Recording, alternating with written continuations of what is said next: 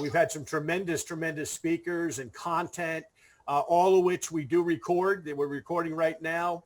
And all of this we upload during the course of the week, takes a few days on xyztools.com. So your first note for today, and I hope you are taking notes, as one of my mentors, Jim Rohn, used to impart, is never trust your memory. Write things down. So XYZ Tools, last three letters of the alphabet, xyztools.com is where you'll be able to find this content probably by Tuesday, Wednesday afternoon, depending on technology and Keith Hooper's desire to get it up as quickly as possible. But listen, we got a lot of information to go over today. So sit back, have a cup of coffee or an extra sharp or whatever it is that you're going to consume. Have your pen and paper in hand, because you're going to get a lot of information. And our first speaker is a remarkable human being.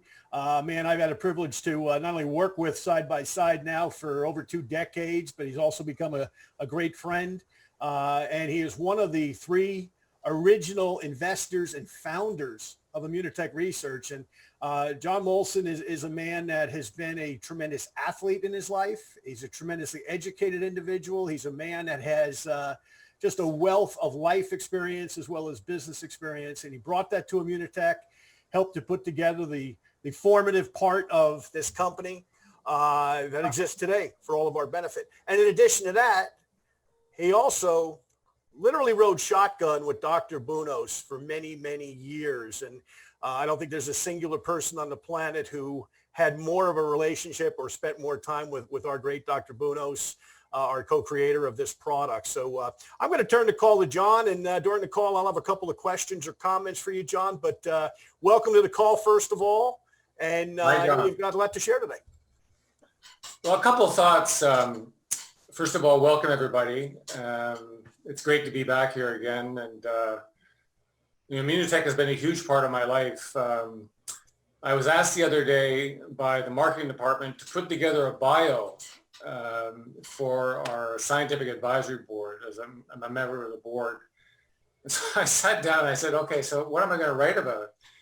And for the first time, I went through and did a calculation in terms of the number of papers that I contributed to putting together and publishing, as well as the patents that we applied for. And to date, it's over 30 papers and 4 patent applications. And that, again, got me to thinking, that we take a lot of things for granted at Immunotech today because we know the history. It's 25 years on, but you have to appreciate back in 1996, Dieter Beer, Dr. Bunos, myself, Chuck were meeting each other for the first time.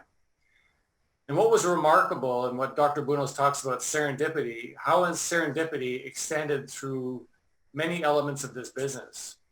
Most importantly, Dieter Beer's philosophy about how the business should be run, as well as continuing this research, because this research was a huge investment. And I'm talking, as I said to John, that we could have been the types of owners where instead of reinvesting the money we were making, because that was coming off our bottom line, reinvesting the money we were making in research, it could have gone in our pockets.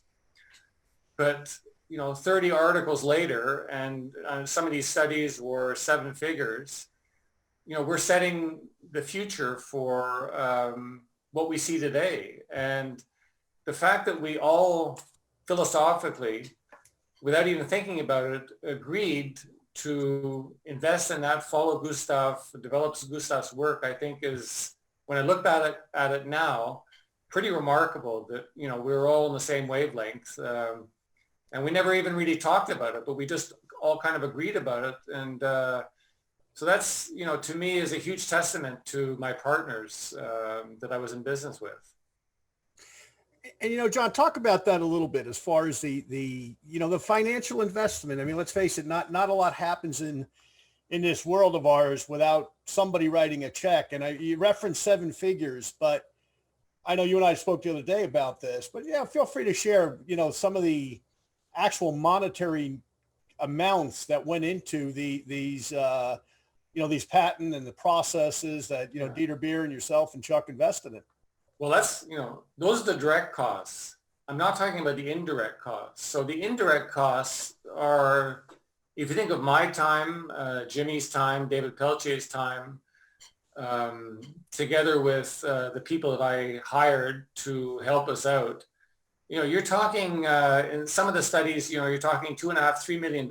And for a company that's just starting out, where you have all these pressures, this money has to go into marketing, money has to go into sales, et cetera, et cetera, et cetera, that, my partners agreed that we should be doing this, that it's important to keep building our science. And thank God we did. Well, what's amazing about that, I've, as you well know, John, and I know most of the people on the call I probably know, or they know me. I'm April will be 38 years that I'm a network marketing person. I've been involved in the industry that long. So almost 4 decades I go back to 1983. And I've seen a lot of companies come and go over those years. I've seen some that have succeeded very well. I've seen others that, of course, have not succeeded so well. But, Immunotech is unique because the majority of those companies that went away may have even had success for 2-3 years. They may have became the rage of the industry.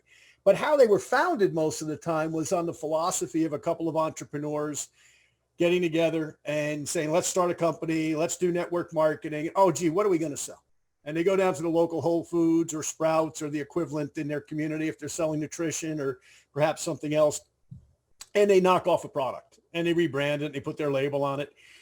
And that story might hold together for a couple of years if you're really slick at marketing. But eventually the consumer figures out that they're either overpaying for the product, okay, that there's equivalent products for less money, or that the technology, the science, this isn't validated. Immunotech was 360 of that from day one. And to yourself and a Dieter and the Chuck, and obviously to Dr. Bunos, Dr. Kongshav, and the other doctors associated, it's why I joined the company, to be very honest with you. It's why other people that we introduced the company to joined the company, because we said, we've never seen anything like this before. I mean, from my standpoint, John, I didn't even know it was a network marketing company for the first few months that, my now late mother used the product because of a health condition that a doctor recommended Immunical to her. So we had no idea it was network marketing. And here I was already in network marketing, even at that time, for over a decade. And it just didn't even dawn on me because the product had so much sophistication and science to validate it. But, back to you on a question on that, John. We've done all of this research, right? I mean, you or I or anybody else on this call could probably take all the articles, all the reference points about Immunical, and probably pile them up and they'd be over our heads. And I'm 6'2", so, and you are too, I believe, John. So that'd be a pretty good pile of documents. But along those lines, 1975 to 1996, some significant things happened. So let me throw you out a couple of reference points. Dr. Luc Montagnier at Pasteur Institute. Do you want to reference a little bit of his research, if you would, for a moment? Sure. The way to think about this is you don't get these kinds of names associated with a company unless there's real science there and a real product. An equal example of that is to be able to recruit a guy like Dr. Droog. Dr. Droog was a professor at Harvard, a member of the Max Planck Institute, a professor at the University of Heidelberg. He was head of the immunochemistry division of the German National Cancer Institute, and he faced mandatory retirement at age 65. And Dr. Droog told me that he had offers from every single pharmaceutical company you can possibly manage. And he came to Canada to work for Immunotech.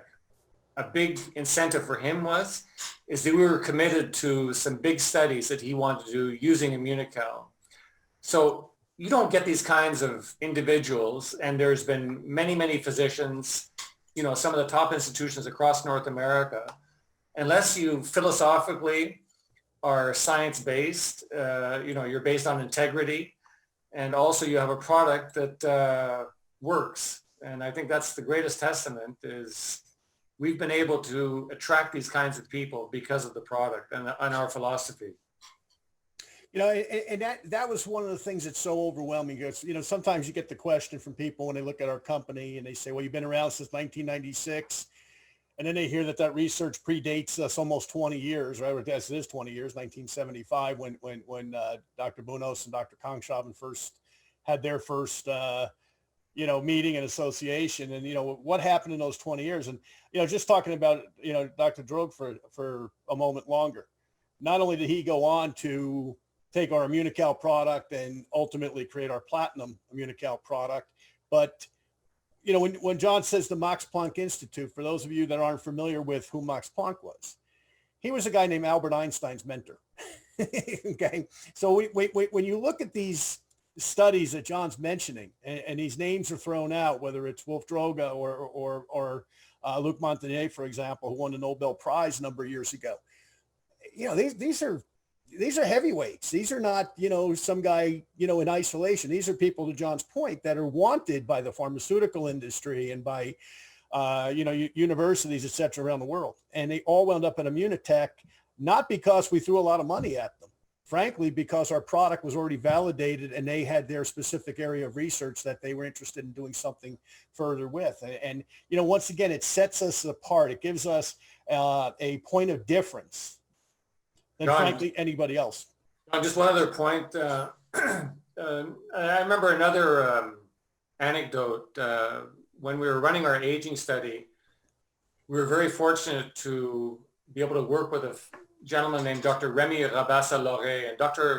Remy Rabassa-Lauret is funded by the National Research Council of Canada, as well as the National Institute of Health in the US. I mean, he's really an esteemed researcher. And when I came in, I sat with him in his office. We were discussing the proposal. He said, you know, John, he said, many companies come to me with a research project, and, you know, what they have is very esoteric. And, you know, it maybe applies to, you know, 0.5% of the population. I said, what you're proposing and the application is so broad. And that's what's so interesting about this. And this was the aging study, where we're looking at the impact of Immunical on physical performance in elderly people, which, you know, has huge ramifications. So again, it's not just the science, it's not just the people we work with, it's also the application of these scientific projects in terms of how they can affect society. You know, and along those lines, John, so, we talked a little bit about the history, which is remarkable to say the least, and ongoing, but, you know, I think now we're at a point where we've kind of proved our case that Immunical certainly works, and that science is certainly, you know, evidence-based and validated around the world in so many publications. But even recently, just in the last short while since we had our last Zoomtacular, something I believe has happened in the TBI world that you wanted to share today. Exactly. So we have 2 TBI projects. One we've published. The second one is the model is designed to look at the effect of Immunical from a prophylactic point of view. In other words, if you look at players that play impact sports, soccer, hockey, football, it's not so much the trauma, it's what's called the micro trauma. So the repeated hits on the head over time, you know, what does that do to the brain? And, you know, many of these players are very worried about when they retire or 40, 50, 60 years old, what's their brain going to be like? I mean, are they going to be functional?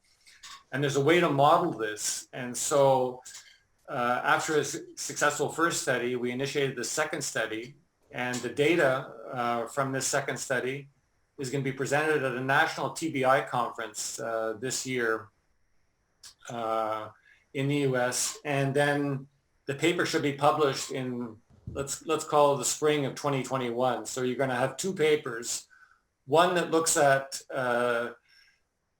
the impact of TBI, where you have induced an injury into a experimental animal. And then the second one is this one where you've modeled the injury over time to see the effect. So that's, you know, the aspect of Immunical and brain function is we're just starting to write those chapters.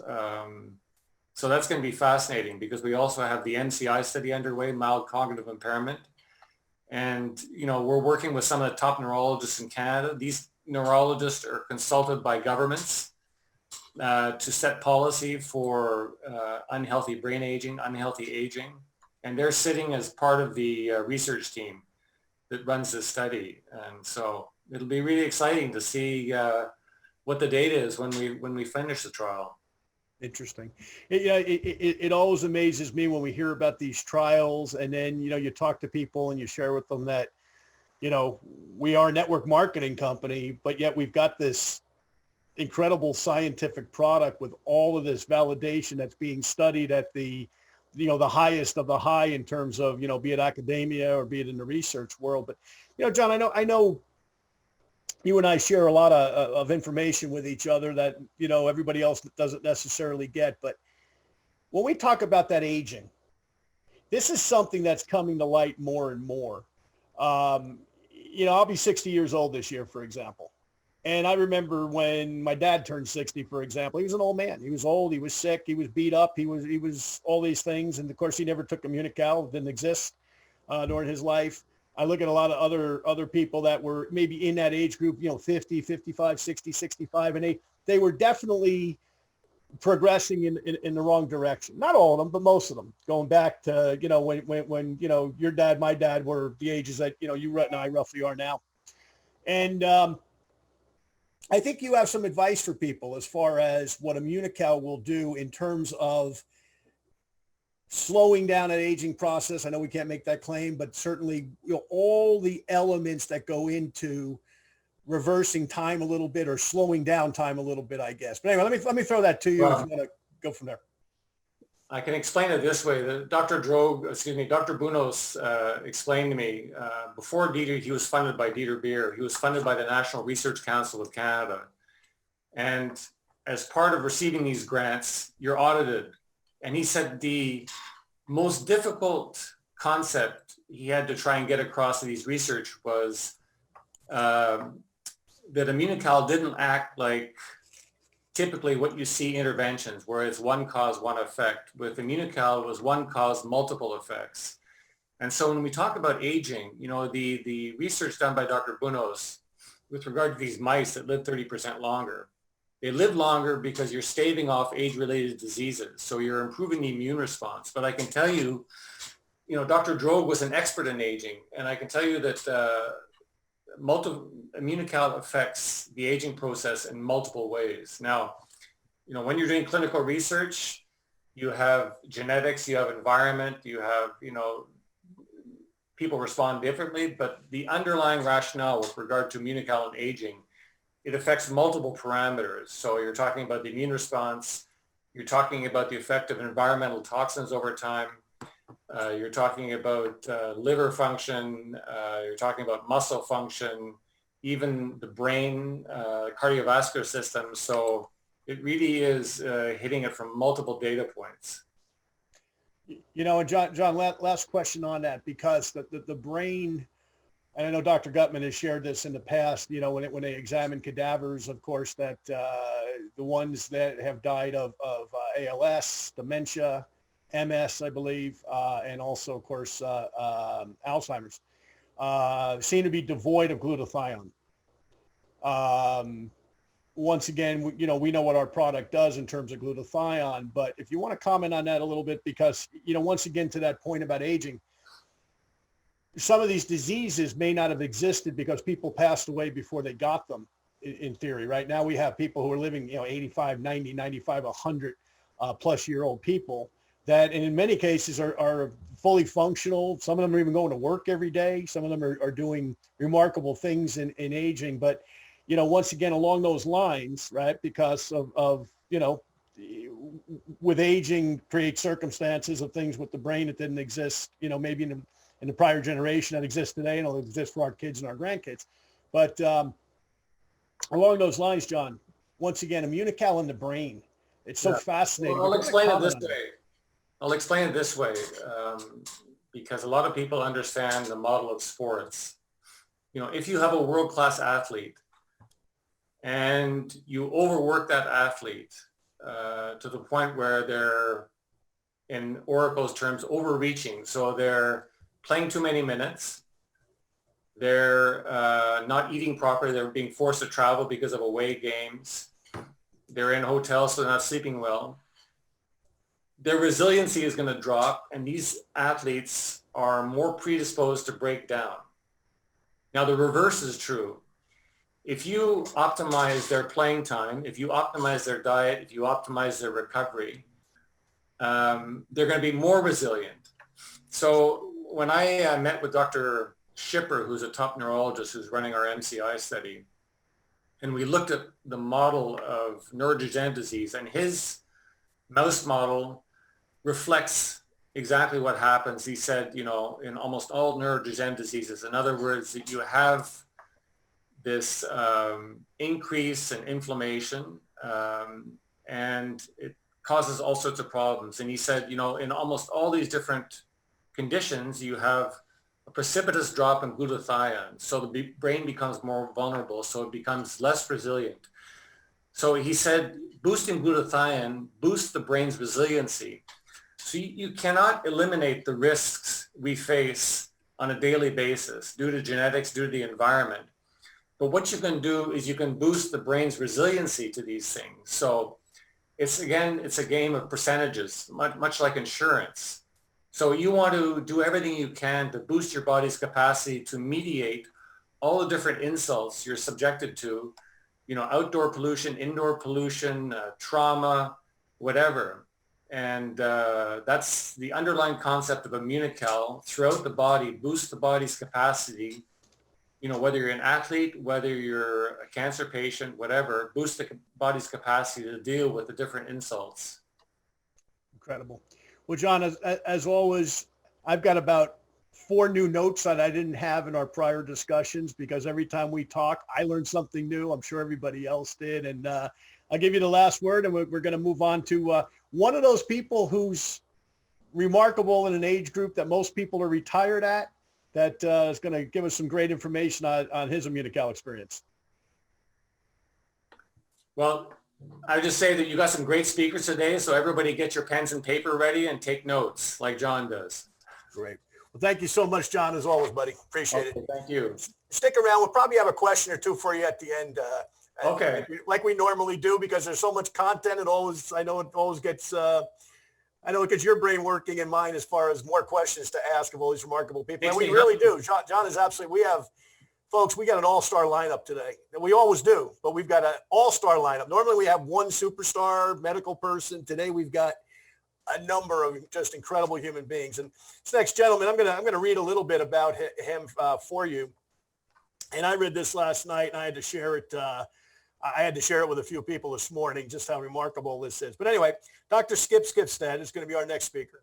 And before I introduce Dr. Skip, I want to tell you a little bit about him. He has been called the doctor to the stars. He has treated celebrities such as Bob Dylan, Tiny Tim, Lonnie Anderson, Michael York, who was the star of the King Arthur movie a number of years ago, President Ronald Reagan, and many, many others. He holds a degree in chiropractic and a diplomatic degree in craniopathy. He has held cranial seminars across the United States in all of the major cities every 3 months for over 10 years, while having a full-time clinic in St. Paul, Minnesota. He taught 25,000 platform hours at the prestigious Parker seminars held 4 times a year around the country. He was also invited to present cranial seminars in Japan, Australia, Hawaii, and several times in London, England. He served 2 terms as the president of the Sacral Occipital Research Society International, also known as SORSI, S-O-R-S-I, for those of you in the chiropractic community. You're familiar with that, I'm sure. He was awarded Chiropractor of the Year from both SORSI and also the Parker Seminars, as well as the Crystal Skull for craniopathy. Now, go back to what John and I were just talking about, okay? Aging. Dr. Skip has been doing this for 60 years. And at the age of 92, he is still practicing on a regular basis. Needless to say, one of my heroes, somebody who I want to emulate and be around when I'm 92, still doing what I love, Immunotech. Dr. Skip, welcome to the call, my friend. How are you today? Very good. Thank you for inviting me. I appreciate it. It's always a pleasure. So to start out with, we know that quantum physics is uh, dictating the entire universe as a unified field of energy. And energy is among us with the fact of the conscious mind is always indicating that the energy is conscious and also intelligent. So it's always in a state of vibration.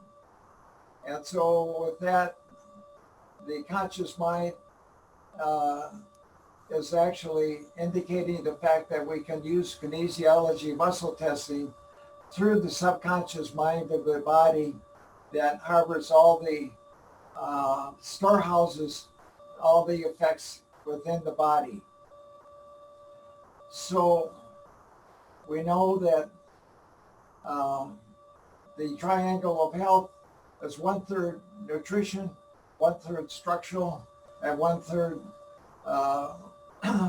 mental or spiritual. So we do a little demonstration on all our patients that come into our office, and I'm going to use my wife Judy as a patient, and we're going to test her, and we're going to have the muscle strength. We're going to ask her for reciting her name. My name is Judy. So we test the arm and it's strong. And say your name is Gertrude. My name is Gertrude. And it's weak. So that indicates a strong arm as a yes answer, a weak arm is a negative or a no. So what we're going to do now is actually take the tug blade and we'll test her, and it's weak. So we put the tongue blade on the right side of the bite line and test, and there's no change. So we change it to the left side and we test, and it's strong.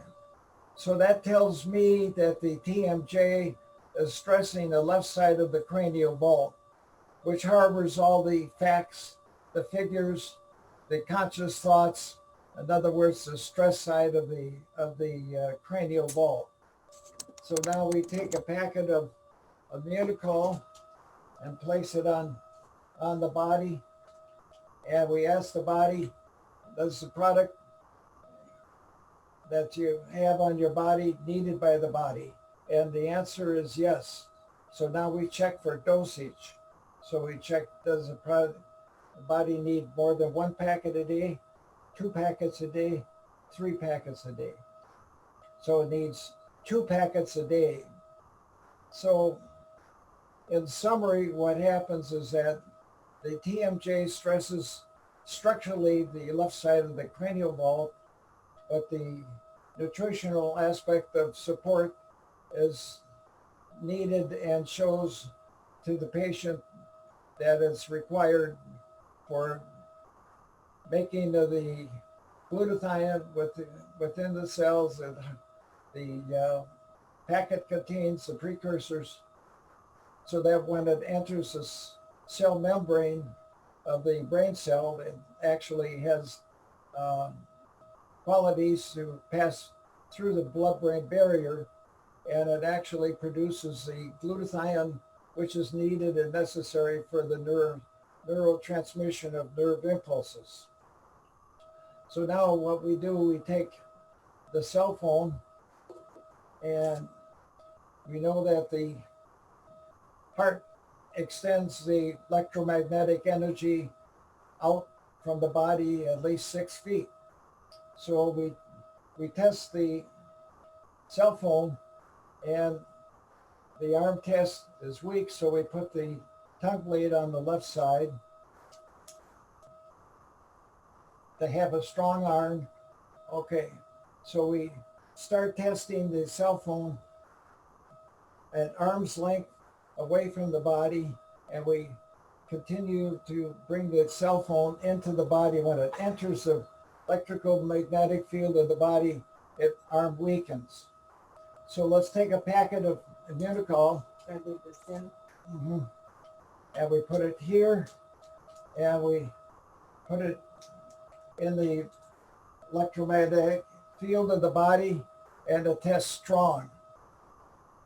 So what's happening is that the body is actually responding very well to the stress of the uh, packet of immunocal. So now we need to know by testing the arm, it's weak. So we need to have a structural change of the cranial vault, and we also need to supply the immunocal to the patient. So in summary, we know that the population has about 95% of the cell phones, and due to the issues of microwaves in the household, the computers, and the all the electromagnetic impulses affecting the neural system of the brain, it's necessary to have the glutathione produced by the cells. So we need to have the issue of the structural issue of the brain, which actually harbors concussions, and we have brain cancer growths and strokes, which is all necessary to have nutritional support. And we also have the food chain that actually has microwave and pesticides in it. And according to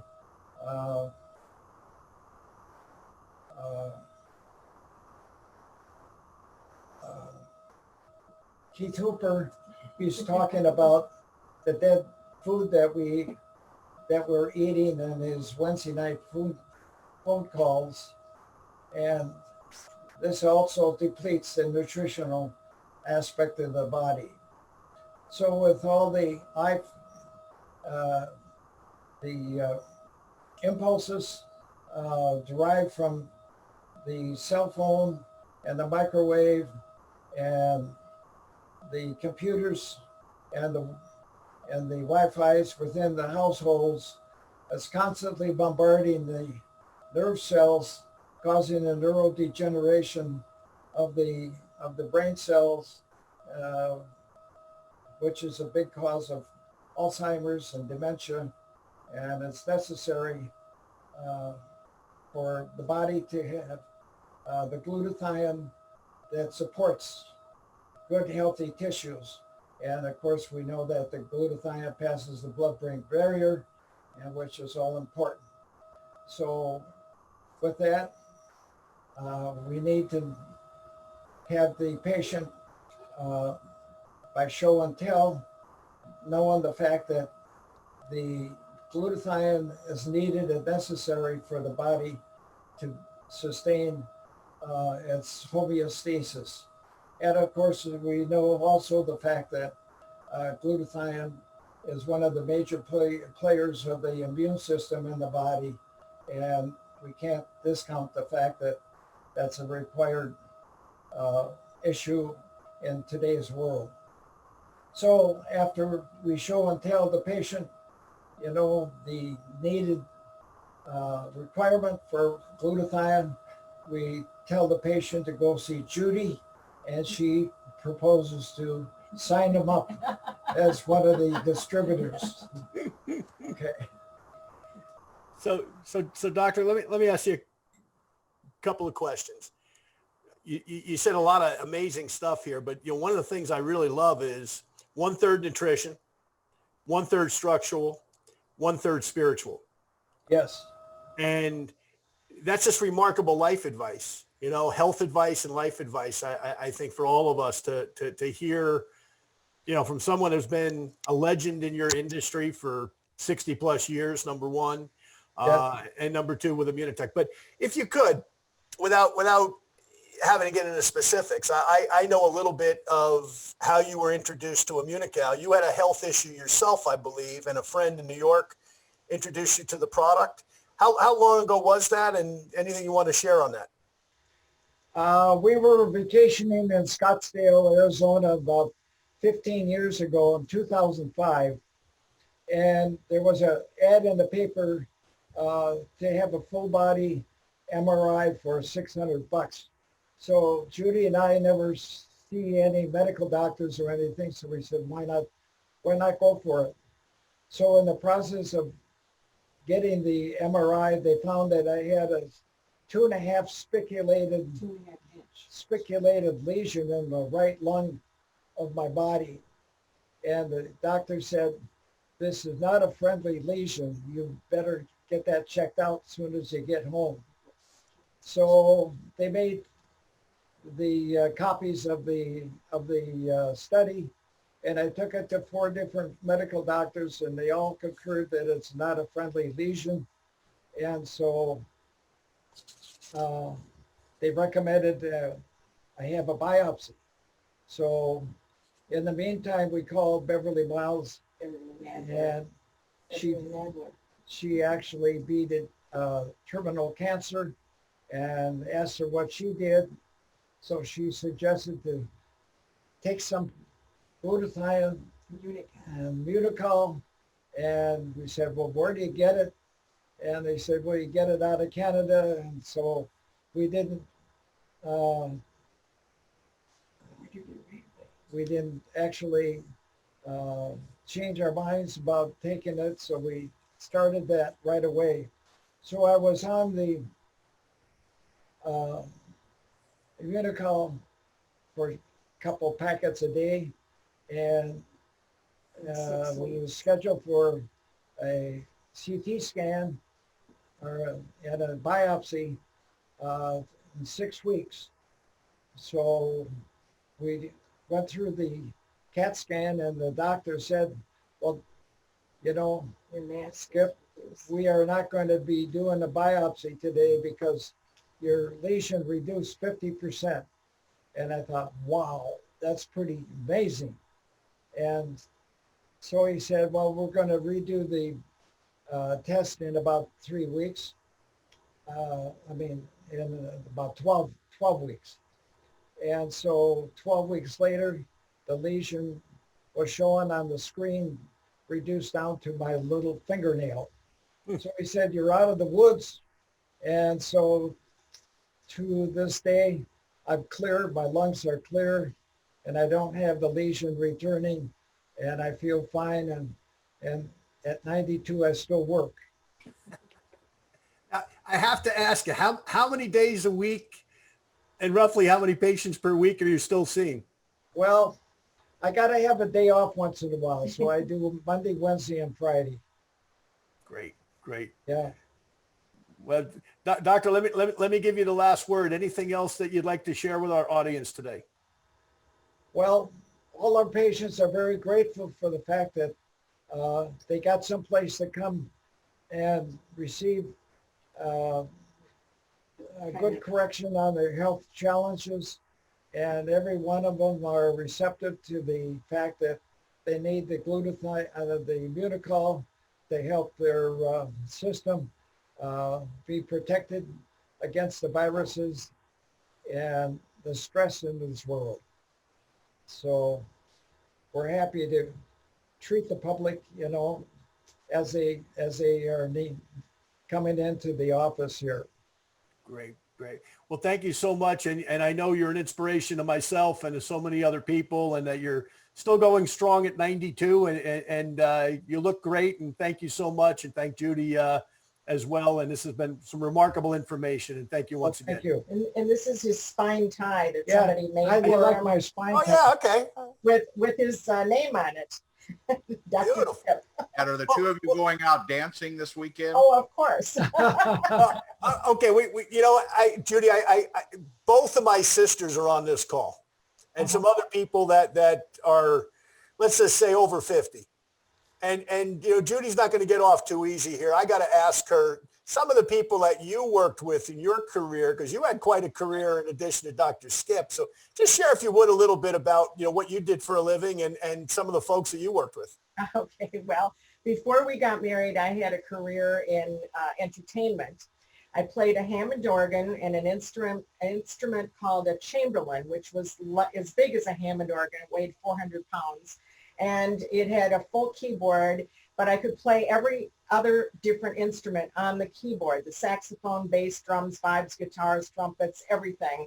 So between the two, I could sound like a full orchestra all by myself. So I played different clubs and dining room dancing kind of venues around the St. Paul, Minneapolis area, the hotels and so forth.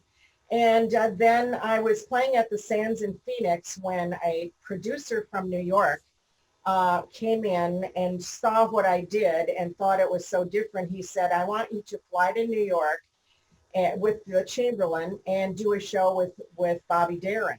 So that was my very first show. And so, of course, at that time I was young, and my mother went through all his credentials to make sure everything was okay. So I put my Chamberlin, crated it up, put it on the airlines to fly it in the cargo section to New York, and did a show with Bobby Darin. And now when the producer from New York met me, he met me in Phoenix, Arizona, where I was playing at the Sands. And so he thought I was from there, and he thought that I was a Western kind of girl. So he wanted me to ride a horse up on the stage that had these curved steps going up on stage. And they had this whole, you know, routine up there, and wear a cowboy hat. And so I said, I'm as far from a cowgirl as you'll ever get, and I don't know how to ride a horse.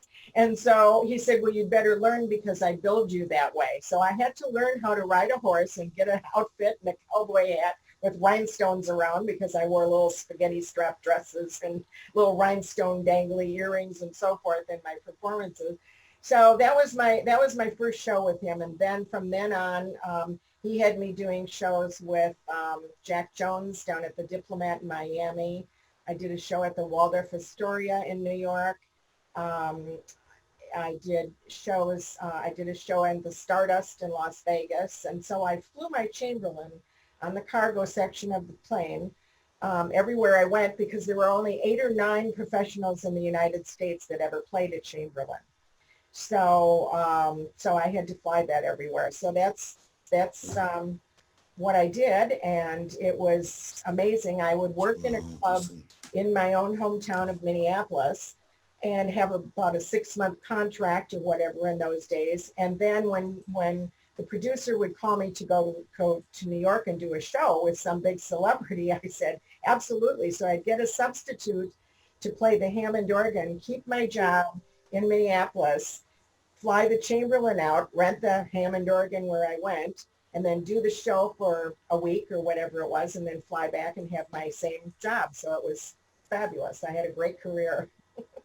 Great. I was on the Steve Allen show and the Lawrence Welk show, and I also did commercials for H.J. Heinz Company and a few other companies, Scott Paper Company.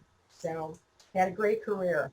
Great. Well, you guys are a remarkable couple. And Judy, I won't ask how old you are. I know you're a little younger than Doc, but you guys are both doing great. And one question that has come across on the chat line from Jacoba is, how many packets a day did you take, Doc, when you first got your when you first had your health challenge back in 2005? Well, that was 15 years ago when nobody actually had any dosages that was effective.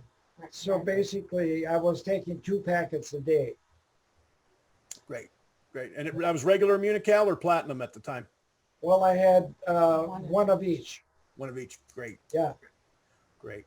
Well, great. Thank you so much once again, Doctor and Judy, and great information, and keep going strong. And you're an inspiration to us all. So thank you Okay, once Well, again. thank you, John. We're taking Immunical because I understand it also adds length to the telomeres, which is your aging process. So we're actually getting younger every year. Well, you both look great. So Okay, Thank you. all right, thank you, John. thanks again. Thanks again. Hey, listen, like I said, it's an all-star day. We've got remarkable speakers, and the next gentleman I'm going to introduce has become a good friend of mine, but more than friendship is I got great respect for what he does. His name is Bob Palmer. And I'm just going to read a little bit like I did with Doc, just so I get all the points right, so you know who you're listening to. And once again, hope you got some great notes from John Molson. Hope you got some great notes from Dr. Skipstead and Judy. But Bob Palmer is a high-performance expert and trainer. Bob is a trainer for both athletics at a very, very high level, as well as business at a very, very high level. He's a published author whose clients include, get this, the U.S. Army Marksmanship Unit, Olympic gold medalists, the CEOs of top Olympic organizations around the world, and business leaders from all over the world. For 25 years, he has delivered his one-of-a-kind formula, a systems approach that builds a formidable leadership toolkit and gives individuals the skills to win in sales, business, sports, and life. Bob is also a passionate philanthropist who has impacted the lives of athletes and coaches in developing countries who cannot afford coaching. And like today's Zoom presentation, he works with clients via the internet on 6 different continents around the world. And, you know, Bob is another guy with remarkable, not only energy, but so much that he brings to the table. So, Bob, welcome to the call. Thank you so much for spending some time with us today, and welcome to Immunitech. This is this crazy company I've been telling you about. Now you're kind of seeing firsthand. We've got some incredible people associated with it. But let me turn the call to you, and I'm going to take some notes and probably ask 1 or 2 questions as well. Well, thank you so much, John, and thank you for this opportunity to speak to your wonderful people around. I guess it's around the world, or just North America. Where? All over. We have people on in the UK, in Spain, in the Dominican Republic, Mexico, Canada, of course, your home country, of course, the United States. We've got 1 person on from Guatemala, I believe, and perhaps 1 or 2 from Colombia and Peru. Well, welcome to you all. Yes, as John says, I'm a high performance expert. I am, I love what I do. I'm passionate what I do, and I'm listening to the passion that John has and everyone in this talk has about a product. Well, I'm passionate about my product, and about 12 years ago, I had a young lady call me up, or actually her manager did. She's an Olympic athlete, and she said, and he said, I need some confidence imbued into my athlete. And I said, well, I don't do confidence. And he said, well, what do you mean? And I said, well, no, I help athletes win. He said, well, no. I just want her to be more confident. She blew out her shoulder. She's recovering from that. She's got, she's afraid of everything now. And this was in snowboarding and the half pipe, where you go up 30 feet and you do all these twists and turns. And she had a horrible crash and had surgery on her shoulder. And he said, no, we just want confidence back. I said, okay, if I help her to win and get her confidence, would you be happy with that? And he said, yeah. So we proceeded, and she went to Vancouver, and she didn't take gold. She took silver, but young Aussie girl just sort of muscled her out of the top spot, but real recovery for her. And she got back on track, and I was with her in Sochi, 0.25% in 4th place, and just amazing young athlete, and kept her in the 6-figure promotional side of things, right? Or she would have been lost along the wayside 10 years ago. But that's what I do. That's my expectation. It's not about feeling better, or, it's about getting you what you want, getting that high performance level, getting the fun back, and actually achieving what you want to achieve. And so I help athletes push the right buttons, and they achieve that. I teach a system that is pretty much a fail-safe product that when I work with my athletes. But an interesting thing happened when I was along the way working with athletes. It was I started working with executive athletes, and they were getting these incredible results. And they said, well, Bob, do you work with business as well? And I said, well, let's try, give it a try. They throw these problems at me. And I joined a business group, and they were some of my earlier clients. And just to give you an example, one of the one of my business associates there, an insurance company, said, Bob, got a problem. I said, well, what's the problem? He said, well, we've got about 800 clients that are using this particular auto insurance product that the regulator has said we can't use anymore. And we got to call them all up and tell them that we have to increase the rates by about 30%. And he said, and he was all depressed about it. And he said, we're going to lose 50% of them. I know it. And said, well, I said, I could probably help you here. Invite me into your meeting. And so we went in corporate meeting. We had this talk with his staff and with him, and everyone's depressed. All the staff, we've got to make all the calls to people who are depressed because they don't want to do it. They want to be doing more productive things. And he's depressed, and I'm the only guy in the zone. And they trust me looking at me, as if I got two heads. Why is this guy in the zone? I mean, this is the worst thing that's ever hit this company. And so I said, you got a great product. They can't go anywhere else to get a better deal because that's what the regulator has stipulated. You need to be rethinking this thing a little bit. And they said, what do you mean? I said, well, what an opportunity you got. They stopped. What opportunity? We're in a hole here. I said, no, you got to look at the opportunity. You've got permission to call every one of your clients up and ask them what their insurance needs are. Well, of course, you got to give them this news, whatever. But you can ask them what they need for their house or their house now, their snowmobile, their boat, all the insurance coverage that they need. You've got this opportunity to go in there and start, asking them what further coverage they need and make this call to them. And so it was interesting to see that change of thought within the whole boardroom, shifting them toward this idea of the zone. And I said as well, I mean, your staff a little depressed about having these calls. Why don't you have a big party for them at the end of the, this is going to be about a 2-week process. You got to get this all done by. And maybe you need to put a party on for your clients as well. So he did. He was expecting to lose 50% of his clients. He lost 5, but he more than made up for that in terms of goodwill and the new products he was selling to them. He gave a great big party, took his staff on a local boat cruise, had a big party for them, had a big party for his clients and his establishment, and which he has done every year up to now. With COVID, he couldn't do it this year. But it changed their perspective of everything. And so what I'm going to do is I'm going to do a couple things today. I'm going to give you some takeaways. The actual strategies you can use in your sales approach when you're going out to see clients, prospective clients, whether it's with Immunotech or whether it's with, most of you have other parts to your life and jobs and family and whatever. So do 2 things. One is to give you an idea what this zone is I'm talking about. And 2, give you an idea of how you can support it. I can't do the whole program here. This is just a quick snapshot. But those 2 things, I think you go away and work on those 2 things and you'll have some pretty amazing results. So let's talk about what is the zone? Well, it's very simple. Most people want to make it complex, but it really isn't. Most people want to say, well, you get it once or twice in a lifetime, and you got to be really good to be there, and you got to be really practice all your skills, and you got to do a bunch of other stuff, yada, yada, yada. Wrong. Every one of you has been there. Every one of you has had that moment of brilliance where it just feels good. Well, how do you get that back all the time? Well, it's going to take some creativity here, but not much. Right now, I want every one of you do something that you probably haven't done for a while. Think about one of your most amazing experiences in selling Immunotech, in sports, perhaps. There are probably a lot of jocks out there. Maybe it was when your baby, son or daughter was born. It doesn't matter. Think of one of your most amazing experiences. And just like maybe having a hot cup of soup warms the interior, I want you to just take note of what that feels like. Not in your head, but your body. Talk about the spiritual, physical, mental side. This is really that kind of a combination of the 2. And what do you feel?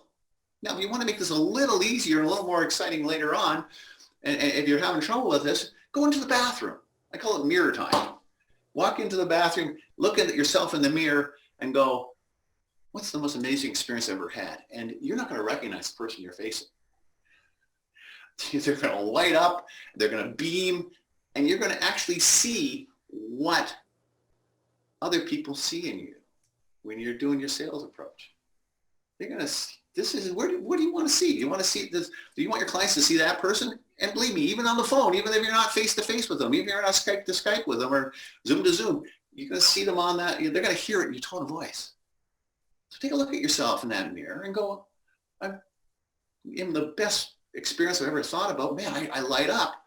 Now here's the next step is take a look at yourself when you think of maybe your last sales failure.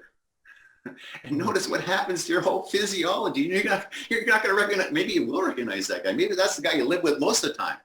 But you can't go there because everyone will see that in you and feel that in you. You got to take it back to your most amazing experience. Feel what that feels like in your core or in your shoulders or in your gut. You get that feeling. That's your green light, folks. That is your green light. And that's an amazing place to be. And I watched a podcast a couple of days ago that John and I believe Dan were on. And if you want examples of what the zone looks like, and I'm not just buttering John up here. I mean, you know, if you want an example of what the zone is, these guys live it. And you know, most people are watching John and he was dispensing some really good, solid advice. But we probably weren't watching Dan so much because on the other side of the screen, there's Dan. And he is beaming like this, he's, you know, you can feel the zone he's in. Clearly he's done his mirror time. He knows what that is and he lives in it. John lives it. Every one of you can live in it by getting that feeling. Teach this to all my athletes. Age probably 10 and up, they get it. Some people, it takes a little more work to figure it out. So first tip is mirror time. I want you to go into that bathroom at the end of this meeting and look at yourself in the mirror. Ask yourself the two questions. What my most fabulous experience? Notice what you look like.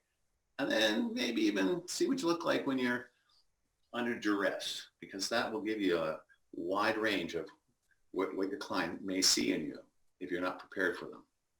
So that brings the second part, prepared.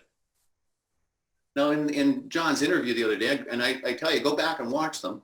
Watch that podcast. He talks about how he prepares the day before his meetings, right? And he's not just writing a list down. I know John. He's going, how's this going to work? He's visualizing the outcome, and he knows exactly how this sucker's going to work. And done. Next one. Visualizes that one. Oh, no, there's a problem with that. Got to call up somebody, get some support with this. But he sees it happen in front of his eyes. And it's really, I call it, it's my second step. It's really a visualization.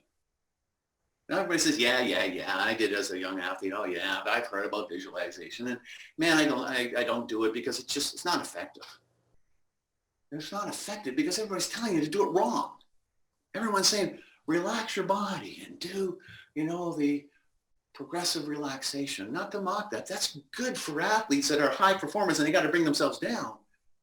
That's a really, you know, fantastic exercise when you have to bring yourself down. But if you're visualizing for success, you need to do the opposite.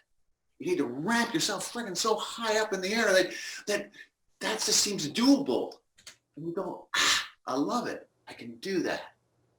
And go down your list of things you have to do for that. The 6 things as John suggested. Don't get crazy here. And just hammer each one. Plug in some adrenaline to it. And it'll feel real. And your brain will know it's real. And I mean, my first mistake when I did visualization, of course, was I did it in it's kind of a self-hypnosis relaxed state. I went to my competition, went to sleep. As soon as I started adding adrenaline and building that up, different experience. My brain would not let me lose. So do these 2 things. One is get that zone by doing some mirror time, as I call it, and play over what you want to happen the next day on your items on your list. See it, feel it as you're watching it, and go, yeah, you know, everyone sees Tony Robbins. Yeah.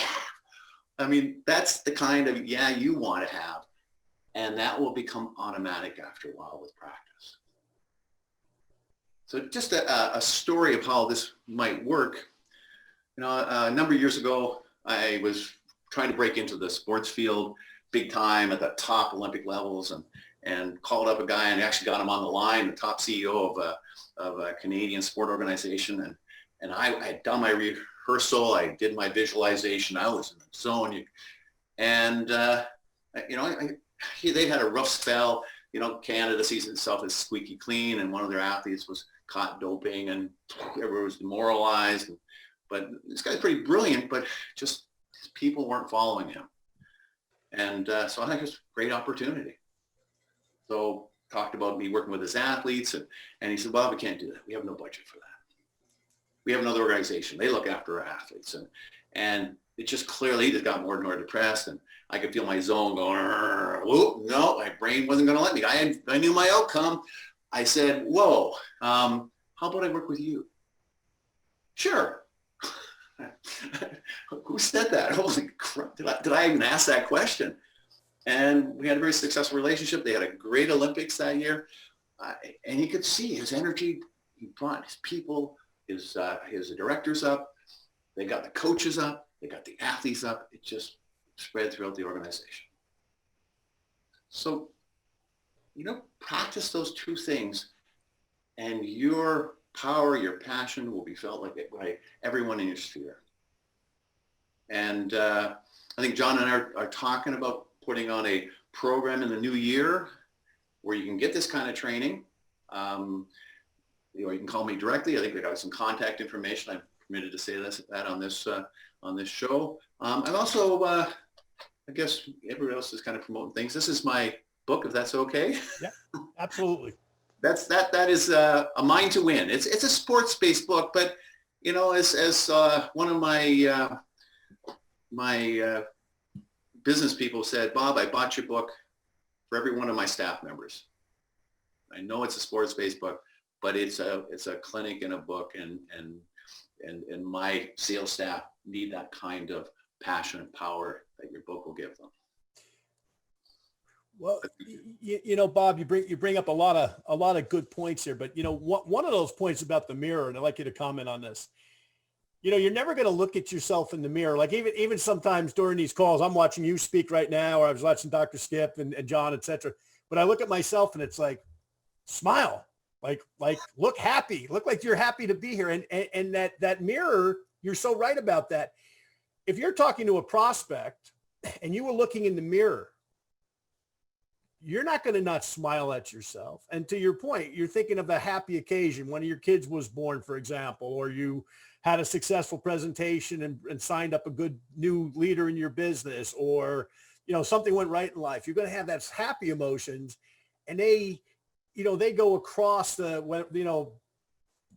internet or the phone, or if we ever get back to in-person meetings, that other person feels that, as opposed to if you're, you know, down in the mouth and, you know, oh yeah, well, hey, let me tell you about Immunical. You know, the person, they didn't sign up. Well, of course they didn't, because you had no passion about what you were doing. But it's such a valuable thing that you shared there. Just comment on that, if you would, a little bit on your end. Well, I mean, there's a science behind that, and it's called the science of mirror neurons.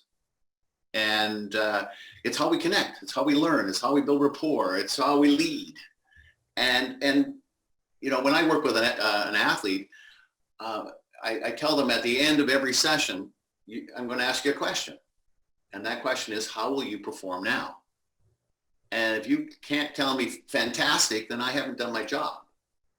Because all throughout the meeting, I'm using my physiology, my zone, to get them in the zone. And I'm taking them through exercises that, of course, facilitate that. But by and large, most of the change happens by me being in the zone, and I'm edging them to that level. And I mean, I've talked to business guys who were just down in the dumps. I had one guy who was, I think he lost his first wife to cancer, just divorced recently. His business was going fine, but he's just tired of it, right? He was just tired of the grind, and so much else was happening peripheral to it that he just wasn't enjoying it anymore. And this just looked like death warmed over. And and I'm describing the program, but I'm a little person on my shoulder, Bob, too, is laughing because he knows what this guy's going to look like. He knows the outcome. He knows what this business guy's going to look like in just 8 weeks. And then session by session, physiologically, I get him here, then I get him here, then I get him here. And by the end of it, he's one of my best clients still. I'm working with his staff. He's in Denver. I'm not, I haven't met him in person. I don't meet most of my clients in person, but he's a changed individual because he's learning he learned how to get in that zone. He's learned how to sustain it himself. I don't see him anymore. And that visualization, the first time I ever heard it, I want to say was at the 76 Olympics. And I'm dating myself a little bit here, but you remember those. and I know John Molson remembers those, but Dwight Stones, I think, was the first guy, high jumper, Facebook friend of mine, by the way, great athlete, great guy, great broadcaster, still broadcasts track and field around the world. But anyway, Dwight was the first guy I ever heard that said he goes into that mental zone that you're talking about, closes his eyes and sees himself going down the runway and making the adjustment to address the bar. Talk about that a little bit, visualization, because I think whether it's great athletes or great performers in the arts or great performers in business, which is what all these folks on this call today are being and attempting to be and constantly improving themselves, including myself and the other leadership on the call today. How do you visualize that success, especially right now, right? When all the things that are going on in the world, all the outside influences that aren't necessarily good, you turn on the news, there is no good news, right? For the most part, how do you get that mindset so that you visualize, hey, when I talk to somebody about my business, they're going to feel what I feel. From the mirror standpoint, that's one issue, but that visualization of success and what it is that they want to achieve. How do you handle that? It has a lot to do with repetition. The more you visualize with that intensity, the sooner it starts to feel real. I mean, I have guys who go to World Cups all the time, and they used to go hoping to get into the match final because they'd never been in a match final in a World Cup before, most of them. And by visualizing repeatedly that they're in that World final, that World Cup final, they get there, they know they're going to be there. It's not, oh, geez, I got to work my tail off and I'm going to be in that World Cup final. It's a reality. They're walking around. I mean, the first time I experienced this in the martial arts, one guy grabbed me by the gi and just tugged on me. He said, Bob, I'm going to hold you down. I exuded that, right? And I'm going, what do you mean? But I had won that tournament 200 times in my brain, full adrenaline. I was crushing people, right? Not UFC, just so you know, it's point karate. I'm not a big concussion fan, but they couldn't hold me down. I mean, in my first fight in that zone, the guy I was fighting stopped fighting. Yeah. He stopped, and I'm going, okay, what's going on here? And then I kind of motioned him into the fight, which was a big mistake. I almost got disqualified for taunting him. But afterwards, I realized I was so in the zone. I knew I was going to win this, but that was in the background. I was so in the zone that he knew that I knew what he was going to do next. I was reading him. And there's the key words, folks. And I want you to get this in your notes. You knew he was going to win before the fight even started. Know that you're going to close, because what we have with Immunotech and Immunical is so overwhelmingly important for the other person listening, that know that they should do the right thing and either become a customer or a consultant with Immunotech before you make the presentation. When you start to get that kind of confidence to yourself is when your business is just going to explode, when everybody seems to say yes. Now, they're all not going to. We know that. That's not reality. It's not human nature. But if you have that mindset and somebody says, no, I'm coaching a girl up in British Columbia right now in our downline, and she's struggling. Right? She's Spanish and she's living in an English city, and she's struggling a little bit. And I don't know if she's on this call or not, but I told her that same thing. So just listen, the people who say no, you're one step closer to yes, but have that confidence. And now she's starting to, and now she's starting to get a little bit of result. Everything that Bob just shared here, it's here, guys and girls, you know. Bob, last word. This can be applied to individuals, yourself, or your whole team. I mean, it's a fabulous approach to improving your life in general, because it can't be contained to your business. You're going to apply it if you have a hobby sport. Your spouse is going to go, what are you on? What vitamins are, I mean, it has a ripple effect in everything you do. Your kids, your hockey team, if you're baseball, if you're coaching, it's going to have an amazing impact. And it's fun. Great. Well, thank you so much, Bob. Appreciate it. And be in touch and stick around. We got a couple other really interesting speakers you're going to enjoy. I will. Thank you so much for the opportunity. Thanks again, Bob. Appreciate it. And, you know, I'm taking notes here. I'm just looking at my notes because I've got the notes for running the call. And I mean, I go back to Dr. Skip was talking about, you know, a third nutrition, a third structural, a third spiritual. Boy, that's life stuff that you can run on. And then I look at what Bob just talked about visualization, right? And knowing that you're going to win before you even compete. Very, very important in every aspect of our life. And of course, the mirror. Hey, look in the mirror before you do the presentation, right? And you're going to smile at yourself. You can't help it, right? You're not going to go in and be mad at yourself. You're going to go in and you're going to smile at yourself a little bit, right? Just those things, just that those two gentlemen shared. Man, this is stuff people pay hundreds of thousands of dollars to get, and you're getting it for free because you're part of Immunotech Research and you're part of this dynasty that we're creating with Immunocal around the world. And hey, our next speaker is another guy that you're going to want to take notes from. He's in the chiropractic world as well, been a chiropractor for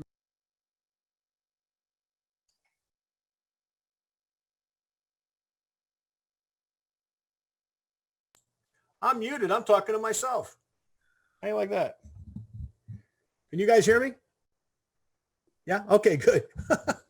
I muted myself. That's terrible. My wife has muted me in the past, but I've never muted myself before. Anyway, let me get back to Dr. Jeffrey's introduction. But what I was saying, I hope you guys got this. I mean, notes, some of the notes so far.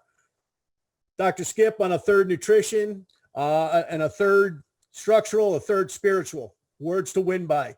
Bob, what he's sharing about the mirroring and looking at yourself before you present, giving yourself the right self-image, okay? Words to win by, once again. And of course, visualization.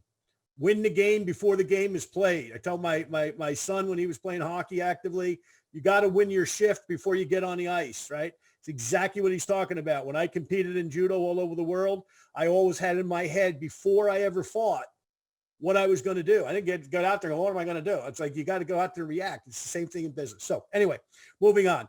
Our next speaker is a remarkable person. He has been a chiropractor for many, many years in the United Kingdom, outside of the London area, lives a beautiful area along the English coast. He's a man who is dedicated to health. He's another person who is defies age. Every time I see him, I think he's about 40. And if I didn't know him, I think he's about a 40-year-old guy. He's actually not. He's a little older than that. Still going strong, trains every day, dedicated to purpose, great life philosophy, great business philosophy, building a great distributorship, by the way, with his beautiful other half there over in the United Kingdom. And I want to turn the call now over to our good friend, Dr. Jeffrey McTavish. Jeff, how are you today? It's Jeffrey. Yeah, I'm grand. I'm fantastic. Thank you very much, John. And I just want to say wow to those other speakers, both John and Bob and Dr. Skip. Wow, Dr. Skip is like the older generation of my person that I look up to, you know, is going, wow, he's got the amazing amount of information. And I have a mentor like that in Belfast, Rafe McCutcheon, who's an osteopath, and he is just a fountain of knowledge. And I just absorb a lot of the stuff that these people say, because there's so much value in the basic concepts of what we've been taught through not only chiropractic, but also what Skip didn't mention, but it was also the foundations of kinesiology, which was founded by Dr. George Goodhart. And it's interesting, and I find this really super interesting, is that the way that how this product can have an effect on our physiology, from what Dr. Skip was saying, so I want to just pick up on what he said, was we were talking about, and he was using the analogy of muscle tests with Judy, in the dispowering of this stuff, these mobile phone thingies, and how it dispowers our own energy fields, and that how the energy field of the heart can be affected and by this little wee device we call.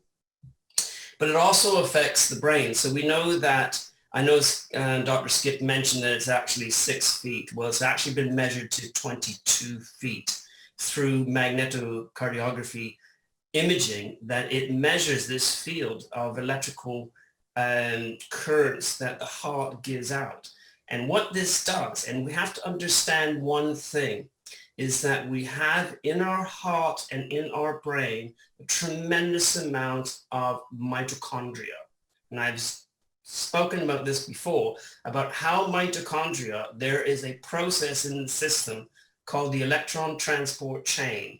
And on the last part of that chain is a motor which spins at a very specific frequency, which creates a magnetic flux, which we can now measure not only in the heart through this magnetocardiography, but we also can measure this through the brain in the magnetoencephalographic. Yeah, sorry, it's late for me and I haven't even eaten since about 12. So it's a measurable field that we can get to. This is what I'm trying to say. And that because we have the highest concentration of mitochondria in our heart and in our brain cell, we need to have high concentrations of something that's going to decrease the exhaust, I like to say, because some people just don't understand what a free radical is, or a reactive oxygen species, all the lingo that we talk about that we may be familiar with, but some of the people that we talk to don't know what a reactive oxygen species, but they may have heard of a free radical. But we know that these are the things that create, it's not a chaos, because it's a chaos in communication sometimes within the cell, but it's also a chaos that degrades the cell and their ability to be able to perform all the different processes within the cell.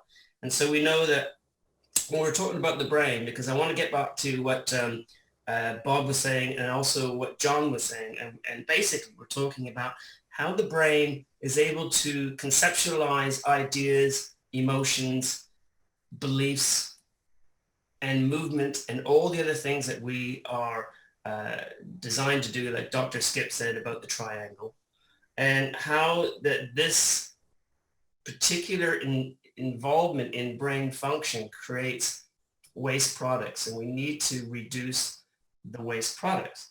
However, we also know that free radicals actually create a different type of communication in the brain as well. So it's a fine balance between it. It really is. And so we know that the brain uses up a tremendous amount of oxygen, but it has a low body weight. And you're looking at 20% of the amount of oxygen versus 2% of how much it weighs. It's like a massive.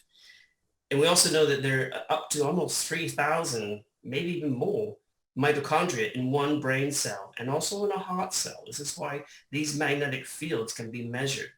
And what I want to understand is that the importance of what we've got in this little wee sachet on our hand that we take every day is that it mitigates a lot of these different, it's mitigating not only the role of the reactive oxygen species in terms of a detrimental effect, but it's also modulating and having a huge effect on many, many other parts of the brain. So we know that also we're looking at different brain cells, because we've got several different types of brain cells. And we know that some of the brain cells need different precursors in order to process everything. And so one of the things is that we can know is that glutathione is one of those precursors that, not only precursor, sorry, the Immunical product can provide the precursor, which in turn the different cells within the brain will be able to manifest the glutathione, but also other elements within what a cysteine molecule will do within the cell. When we look at this, we look at how the brain can then communicate neuron to neuron, or a heart cell from heart cell to heart cell.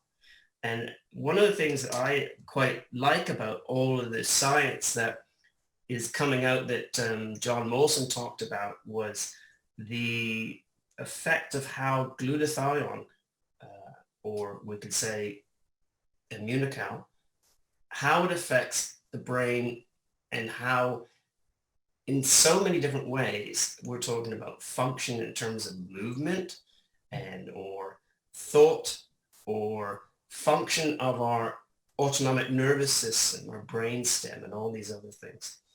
So all of these things have some sort of a mobility and ability to be changed. So we know that there are some things, and I know Dr. Skip, we've all learned from our patients, different things that challenge us that then create us to go out and learn more about what that particular person has experienced, both maybe physiologically or mentally, whatever, and how that we can help them and use all our means to be able to help them. And for us, and I'm sure Dr. Skip will be the same, and anybody else who's going to be a practitioner of anything, doesn't matter, is how this particular product can help in so many, many, many ways. And the idea being is if we can have a product that has so much scope in bringing so much joy and wonderful physiological aspects that are all positive, there's nothing negative about this product, to everybody, then we've got something that's kind of really interesting to talk about and have passion about. And I had a patient who came to me with a condition of her sons, and they had autism, and she had two sons who had autistic tendencies. And I had told her about what the trial was happening in Florida, and I encouraged her to go just look up the details, etc. And she came back 6 months later and said, you know, I think I've done the research about this product and I want to go and try it and just see what happens. I'm not sure, I'm not expecting anything, but I want to just see what happens with this product. And she did. She ordered the product and she started giving it to her children. And when the children took it, you know, they're quite autistic, some of them. So some of them took it and then didn't take it. And then when they did take it, there was miraculous changes within the children. And she went from an ideology of, I think it works. And then she went to, I believe it works, to a little bit later on in the picture when she saw things changing in her children and she went, I know it works. And this is the key to this product. It has a timeline that for some people it's weeks, maybe days, I don't know. And some people it's a long time. For me, it was 3 months. And then I went to that process. I think it works. I believe it works. I know it works.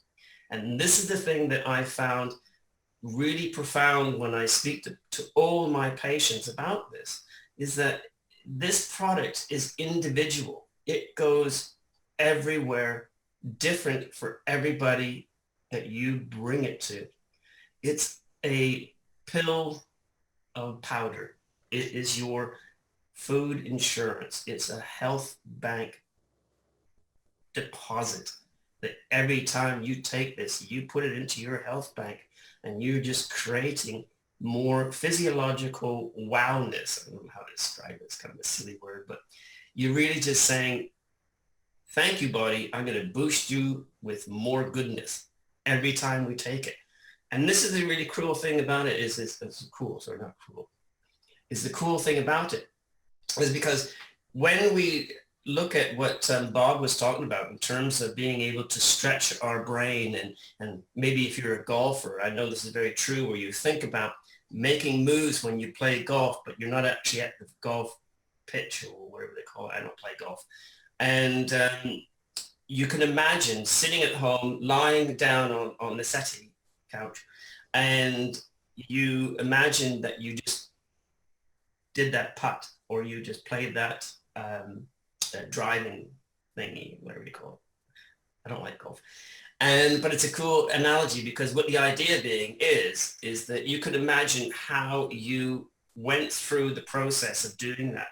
And they have done studies that when you look inside how the brain is functioning, when you hit a ball and you're imagining it, you're actually activating the muscles on a subcellular level to be able to do that. And this is called plasticity. And when you go into a scenario where you want to train somebody or you want to learn something new, or somebody's just had a stroke and they have to get back to their normal self. One, when they've had a stroke, you have to give them Immunical immediately because they have massive amounts of free radical production. Two, you have to build back into their system plasticity. Now we're going back into the brain. We have to go back into maybe what John talked about was the microtrauma through our lives and going through those systems, and then all of a sudden something happens. Or we're going through somebody who's a very short period of life, maybe they're 12 or whatever, or 19 or 20, and they want to improve on their sport. They want to improve on anything else. It's called plasticity, and it's the ability for the brain to connect new neurons and be able to communicate neuron to neuron. And it's really important that we reduce the oxidative stress of those neurons so that there are a clear conversation.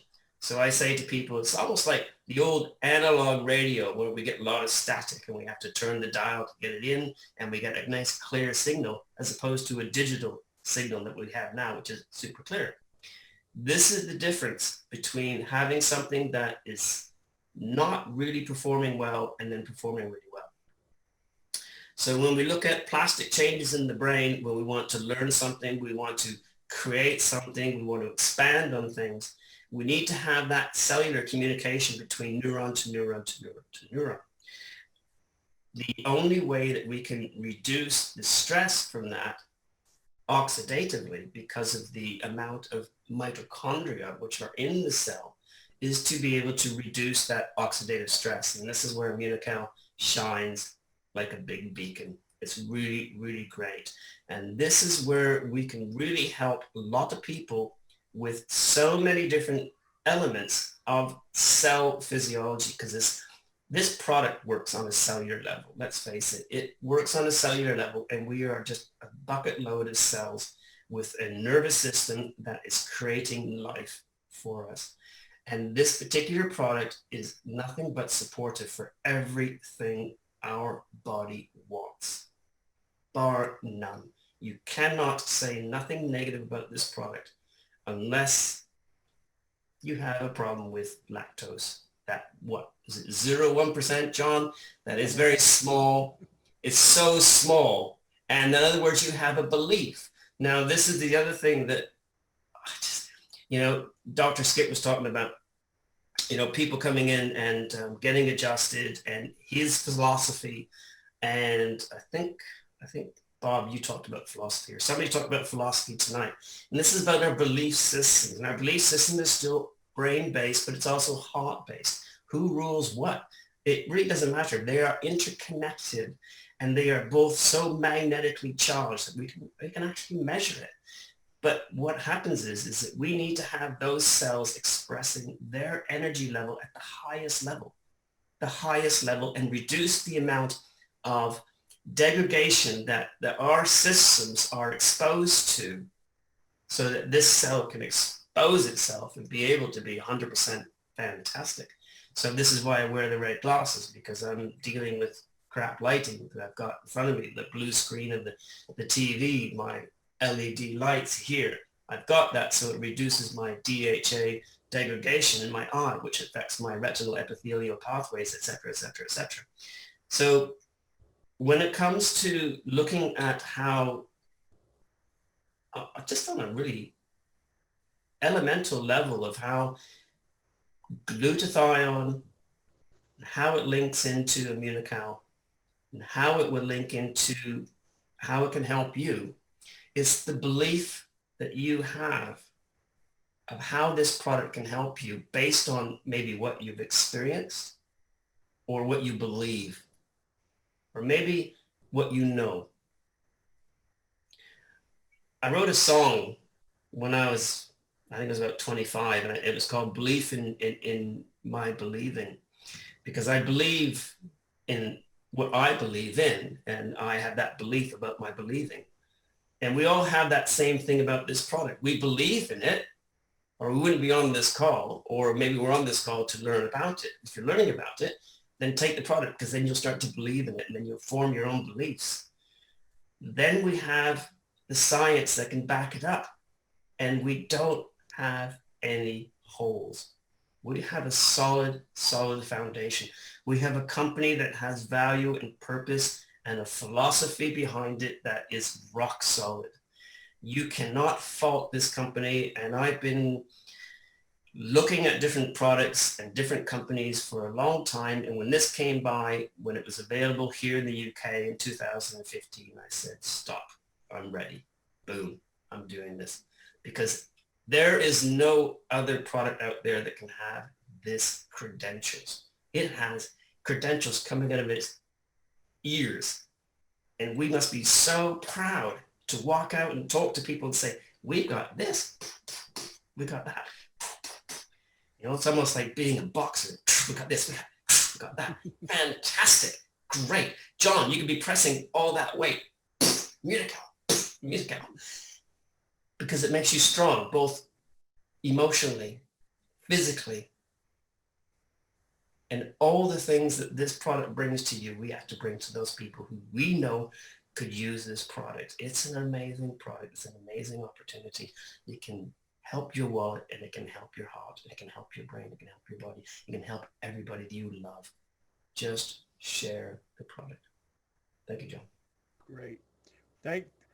Thank you, Dr. Jeffrey. And you know, there's so much I can take from there. I got all sorts of notes, but you know, to summarize, it just comes down to what what you talked about. You know, the body and the brain, and you know what gets measured gets improved. And to your point, the only way to know that Immunocal is working for you is to take it, right?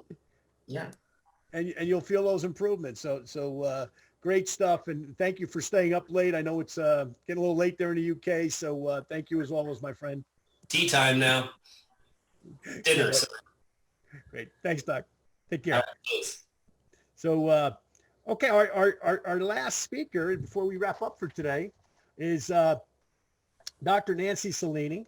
And she, amongst other things, she is a graduate of the New York Medical College with a master's degree in public health and a doctorate in public health. She's certified as a yoga teacher with over 1,000 hours of teaching. She's certified Warriors at Ease instructor. This is for people who are suffering from trauma, from combat, illness, injuries, etc. So works with the military quite a bit.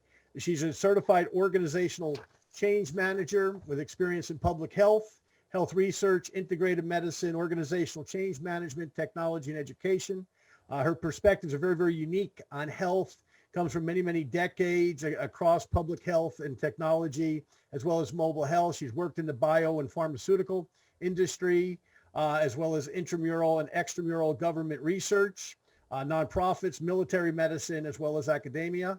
And she's a lover of life, devoted to her family, and truly loves being with people. She's got a remarkable story that she's going to share as well this afternoon. So take some more notes. You're getting a lot today. And I don't want to overwhelm you with notes, but if you don't have at least 5 pages, then you're probably not listening well enough, because there's a lot of meat on the bone here today. So with that, welcome, Dr. Cellini. Thank you so much, John, and thank you, Keith, for inviting me to be here. And it really has been an amazing day with some amazing sessions, and I'm going to try to be a bit of the cleanup speaker with trying to package all of what we've heard today into very much a public health context. And I am a public health warrior. I have been for a long time. I believe in it. It's a very important discipline right now, certainly in the United States and around the world. And my perspective is not just limited to public health. As John said in the intro, I am humbled by the experience I've been able to have with insights into the biopharmaceutical industry. Today, I'm a specialist in translational research, which is really exciting for me because that's the domain where big data and public health and population health is finally coming together in cancer studies. The industry has finally learned that we are more than just a very controlled, sterile kind of clinical trial, but how drugs actually work and therapeutics in the body after the trial in very, very large populations is one of the most important mechanisms we can learn from today. So when you look at cancer and some of the research being done, I will tell you it's attributable to a major transformation that's gone on. So I know people have this image of the big bad drug industry, and they're always in shock as to why a yogi from New York would be part of it. But I'm very proud of my work that I get to do to see this movement of public health, biotechnology, research all coming together. I've been an educator for a long time, and I hope that I'm going to be able to give you this little idea to take away with you today. Dr. McTavish just referenced it. What's in your health bank? And it's going to be very much framed by public health as well as yoga, as well as integrative health. Here are some of the things I'm going to explore with you in the next 15 to 20 minutes max. We're going to talk about health. What is health? You all talk about it all the time. But do we ever take the time to kind of pull back a little and really think about what it is by definition? I'll talk to you about public health. I'm going to give you a framework that's very, very important in terms of the social determinants of health, what goes into determining areas of our country, areas of the world, and what they have access to or may not have access to. We'll look at that. And then I'm going to leave you with not only the Grossman model, which is one of the most cerebral economic models of health and what health really is, but I'm also going to leave you with some ideas and a personal story, because I think the stories are really important. And as you have questions and curiosities, please send them in so that we can address some questions towards the end. So depending upon who you talk to, a more traditional view of what is health. It's a state of physical, mental, social well-being in which disease, at least the diseases that can be detected, and infirmity are absent. And that's kind of a classic way of looking at health and whether or not someone is healthy or not healthy. But wait, there's more. And you'll learn there's always more. If you talk to someone who's a little more integrative, like a Dr. Skipstead, and I loved your presentation, and I've been a recipient of energy healing. It's so important. If you talk to someone who's a little more homeopathic, more integrative, they'll say, yeah, health is being free from disease. And notice where the hyphen is. A state of ease means the body is at ease. We're not in discomfort. We're not in pain. And it's very interesting that Ayurvedic medicine, which is the sister science to yoga, that as far as people know is only several thousands of years old, they very much look at disease this way as not disease, but the lack of this discomfort in the body. But wait, there's still more. If you talk to someone today who's really integrative, and really bringing some of the healing arts forward, as so many of the doctors that we heard from today are, they would tell you health is a balance between all organs and systems of the body. And I really cherish that definition myself, because it also means that we can be facing something or confronting something, an injury, an illness, but we can still have this balance in the body. So disease no longer means a death sentence. And in today, we have so many ways that we can get people out of that discomfort and into the pathway towards healing. So those are some of the traditional views of health. Now I'm going to turn it around. What is health to you?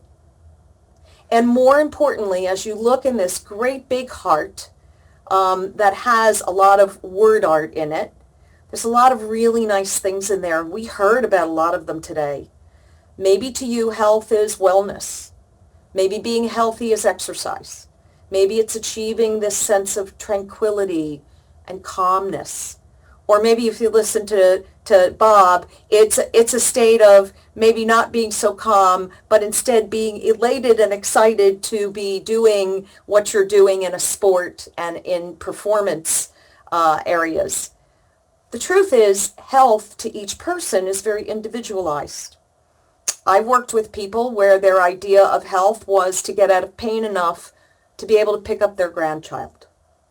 That's very different from a performance athlete who says, I want to be able to run the marathon and do a triathlon right after it.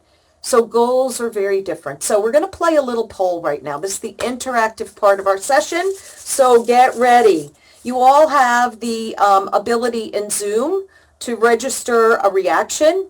Everything from a thumbs up to a clapping. I'm going to do a little independent non-scientific study with you all, and Keith is going to help me out here. I'm going to ask you all, what type of health do you want? If health were a choice, and I asked you if you want exceptional health, how many of you would weigh in? And I'm going to ask Keith to tell me what the reactions are. So the question is, how many of you want exceptional health? Raise your hand. Use one of the reaction emoticons. Okay, I see Dr. Skipstead and his lovely wife raising their hands. So Keith, what do we look like? We look like almost everybody that I can see has their hand up. Excellent. That's the right answer. We all want exceptional health. And some of the pathways that we heard about today can really help contribute to that. But let me ask you the second question. How many of you would settle for mediocre health? And again, I'm going to ask Keith to be the eyes on the polling. Has anyone raised their hand and willing to take my offer of mediocre health? It seems there must be a misconnection because nobody seems to want that offer. It must not be as good as the other one. Well, I would agree. There's one last question. How many of you would sign on for just awful, terrible health? And I think the reaction to that, Keith? Is 0. Very good. So I'm trying to illustrate a point here. When we think about our own personal health banks and that of others, we all want this goal of exceptional health. But there's another part of this poll, and if we were all in person in a big, big conference room somewhere, I would have everybody close their eyes right now, keep their hand up if they answered, yes, I want exceptional health. And then I would ask the audience to then very honestly, be honest, because no one's watching them, only me. How many of you exercise 3 times a week, at least 60 minutes each and every time, and you're consistent, you never miss a day? If you don't do that, take your hand down. It's amazing how many hands go down just on that question alone. And then we go down a little further. How many of you drink sufficient water, clean, good water? How many of you take supplements? How many of you eat well? How many of you get at least 8 hours of rest each and every night? So I think you get the point that we have this idea of health. We have the concept of what we want for our own health, but we can't always get there. And here's some reasons why. There are these things called the social determinants of health. And this is what from one group of researchers from 1991. This has been around for a while, and before this there were similar models that said You can want a particular level of health, but the reality is that where you're born, what you're born with, how you're born, the economics of where you're born, your belief system, again, we heard that today, your race, your religion, your social structure, where you live, where you went to school, the education of your parents, especially your mom. Maternal health, we know, has a big impact on infant mortality, which today in the United States is still running about 5.6 deaths out of every 1,000. Shocking, right? Think about that. We came up that curve where Iceland has only a 1.1%. We're at about 5.6. How is that possible? Well, the truth is, the more diverse your population, the more issues that people are going to be confronted with. So our health is not this automatic endowment. Hopefully we have good genes. I think in our family we have amazing genetics. I think some of them are made out of iron. When I tell you my story, maybe you'll agree with that. But the truth is, we are all these other things.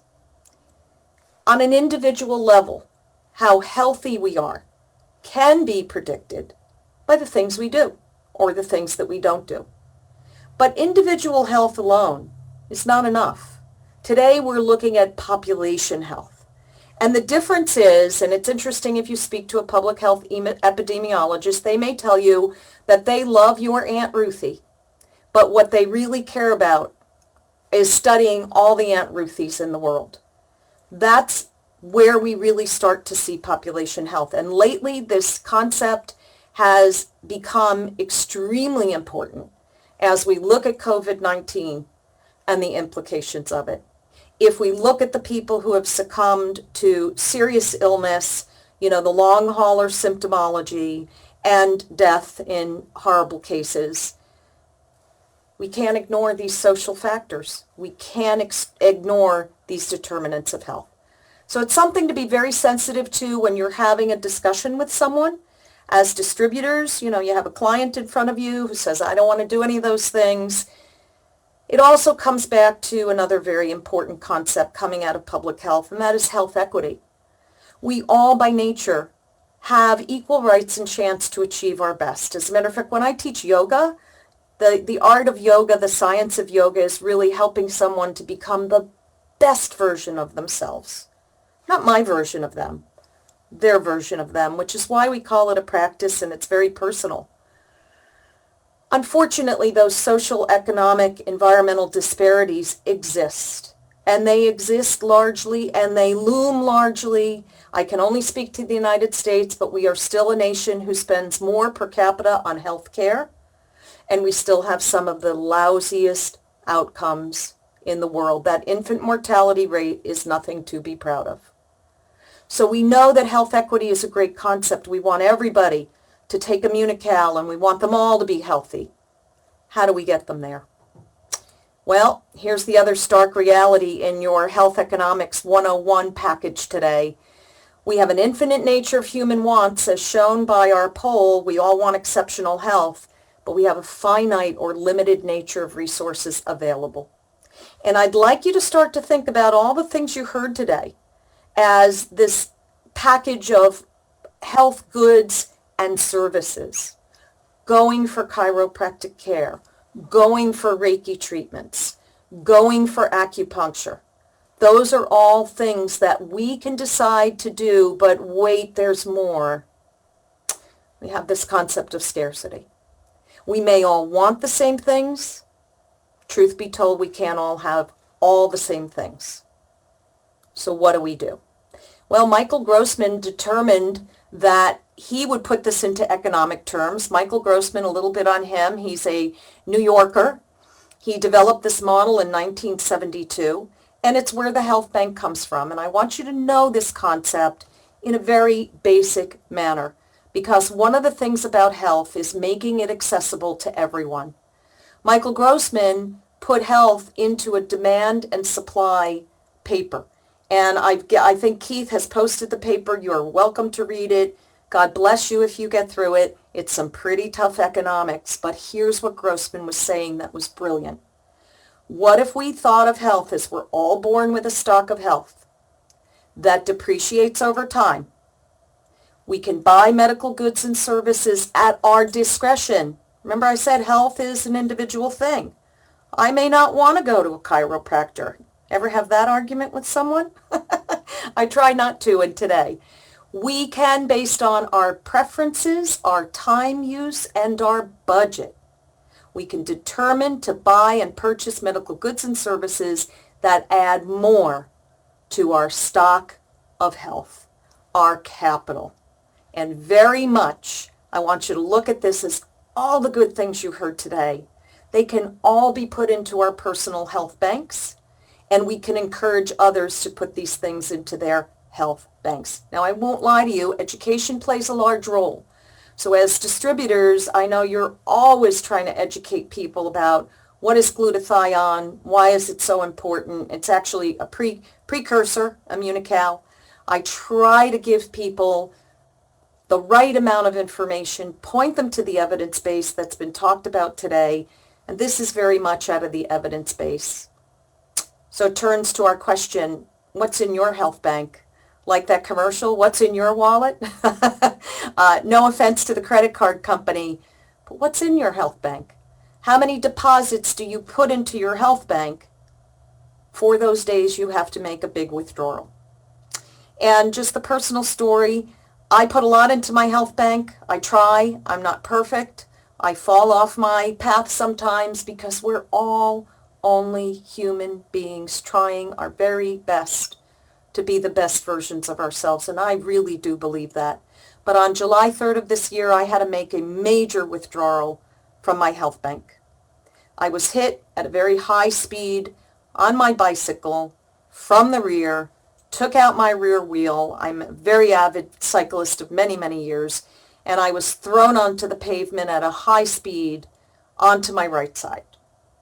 I broke my shoulder, my elbow, and my femur just below the hip joint. So technically I broke 3 major joints all on the right side. Yeah, it was time to make a major withdrawal. Thank goodness that I've been doing the things that I trust and I believe in wholeheartedly, in addition to the science and having really reliable experts and scientists and doctors around me. I put a lot in this health bank, and I really do believe it is 4 months ago this week that I was in very bad shape, very serious shape.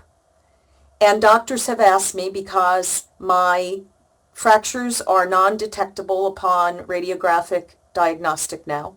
Can't see them. They're gone. I was weight-bearing within a day of my first 2 surgeries. I had to go back for the shoulder to a trauma specialist just to put it in perspective of how bad this was.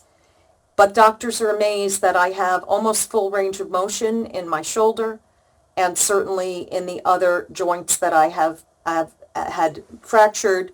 The range of motion is good. I am back on my mat.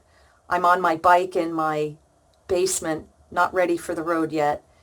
But thank goodness it was because of all of this. But all those things, they're things we all do. There's one notable thing. I've been taking Immunical because of a very loving person in my life who talked to me about it at length and showed me the science. And I've been taking the product for years. So I'm going to suggest Immunotech professionals and leadership team, the next study has to be on bone. We know that Immunical helps tremendously with healing, but this is the only thing really different that I do over what maybe others have done, and I'm darn glad I did it. So improving, maintaining, sustaining our health. There's my heart again. This time it has food in it. Before it had words in it. In other pictures I have of hearts, I have people in it. Because we all want to improve, maintain, and sustain our health. From the food we put in our body, and the water, and the light maybe we expose ourselves to or don't, to exercise. That product I believe in so strongly. And now I'm living the science. I'm very thankful I was on the product. I'm very thankful that I've gotten to this point. I still have healing to go. I won't lie to you. It wasn't a magic bullet where day 2 I was back running around. It's been a long haul, but I know having that product on board helped me tremendously. How do I prove it? Don't know that I can, but I know the people who could. And I want to leave you with this last notion. As we may all have different views of health and health care, I want to leave you with this last thought because I did introduce you to a very powerful economic model. And health does come down to economics.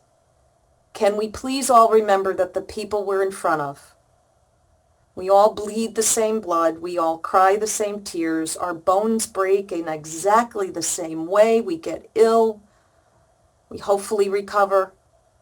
A healthy society is a productive society. Be sure to be helping people learn about how they can improve their health capital for that day that they have to make that withdrawal, because we're humans and we do get sick and we do get hurt. And I'm just happy that these tools are there and available. If this has been of interest to you and you have more curiosities or questions, I've given you 3 ways to get in touch with me. The first 2 are probably the most appropriate in this venue. There's my cell phone, there's my email address. I also have a website for my change management work that I do in the biopharmaceutical industry. And I want to thank you all, and I want to thank all the presenters today and the people who invited me here today. And I hope that the little idea of the health bank is an accessible takeaway for all of you. And I thank you all for being here, and I thank you for this incredible product. Keep up your great work, everybody, with what you're doing, because you are moving the needle on population health every time you encourage someone to put a deposit in their health bank. So thanks. That's all I have. Keith, John, back to you guys. Wow. Great stuff. Thank you, Dr. Nancy. And, you know, just a couple of comments, because I'm actively taking notes here. You know, health is something that we all can do, you know, and the real point is do something. You know, a lot of times on these calls, you hear me ask John Molson, or I asked Bob today, and I'll ask other speakers, hey, what'd you do today? What was your workout this morning? Right? Because I know those guys are working out. I know they know I'm working out, you know, so we kind of trade notes. But I don't do that. I am interested in what they do, obviously, but what I'm interested in is do something. And one of the points that Dr. Nancy just made is do something. If your thing is Pilates, if your thing is walking, if your thing is running, if your thing is cycling, if your thing is lifting weights, if your thing is playing pickleball, which a lot of older people are now doing and gravitating from tennis to pickleball as they get older, whatever it is, do something. Right? Go walk the dog around the block. Do something. Okay.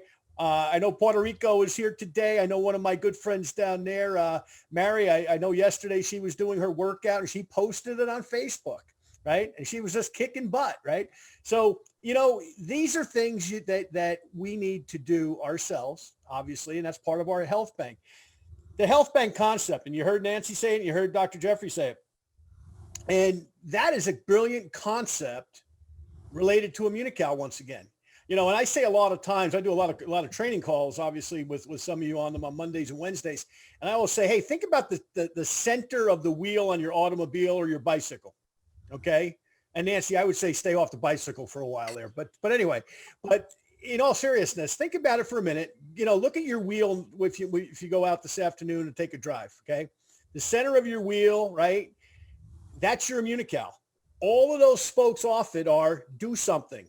Walk the dog, take a jog, take a long walk, do your yoga, do your Pilates, do your acupuncture treatment. Certainly, you know, do your chiropractic treatment. Another point I want to make, you know, from Nancy's talk and from Dr. Jeffrey's talk as well, is health is not endowed. It's worked for. You can be healthy, right? Jay Kordich, also known as the Juice Man, okay? Jay Kordich always said, you know, you have a choice, sickness or health. That's really what they're saying in summary. You have a choice, sickness or health. You heard Dr. Skip talk about it, his own story once again, like Dr. Nancy's story. You know, and keep in mind, whether it's Dr. Nancy, Dr. Jeffrey, Dr. Skip, these are medical people. These are people that have access to every new breakthrough and all sorts of people knocking on their doors all the time, telling them about this supplement or this finding or whatever. Why are they all here at Immunotech taking Immunical? We're not the biggest company out there by far. We're growing, but we're not the biggest guys on the street by far. Why are they here? Because they get that this product actually does something. It actually works. So, boy, it's been an amazing day. And it's just great. You know, I've got, look, I mean, I don't lie about this stuff. I got pages and pages and pages of notes on my end. And I hope you all do too, because these have been remarkable speakers. I want to thank them all. I want to see if John Molson, I think he's still there. John, are you still with us? We're eating. Tell me later. Go here. John, what do you think? Boy, we heard some great stuff about this little company that we've been part of for 24 years today from some of these speakers. What are your thoughts? Was a very simple example you see in sports. The young athletes, as they go through the ranks, you get surrounded by more and more information.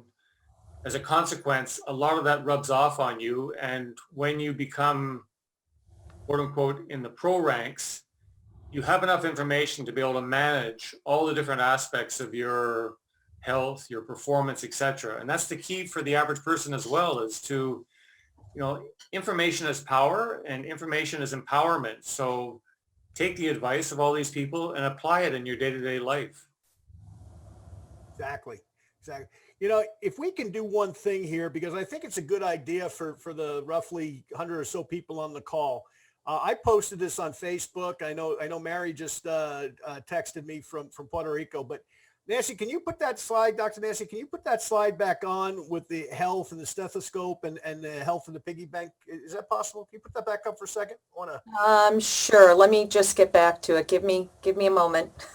While she does that, here's a suggestion, because you all were on this call this afternoon. Okay. I posted this on my personal Facebook page, and you may want to do the same thing. Okay. What's in your health bank?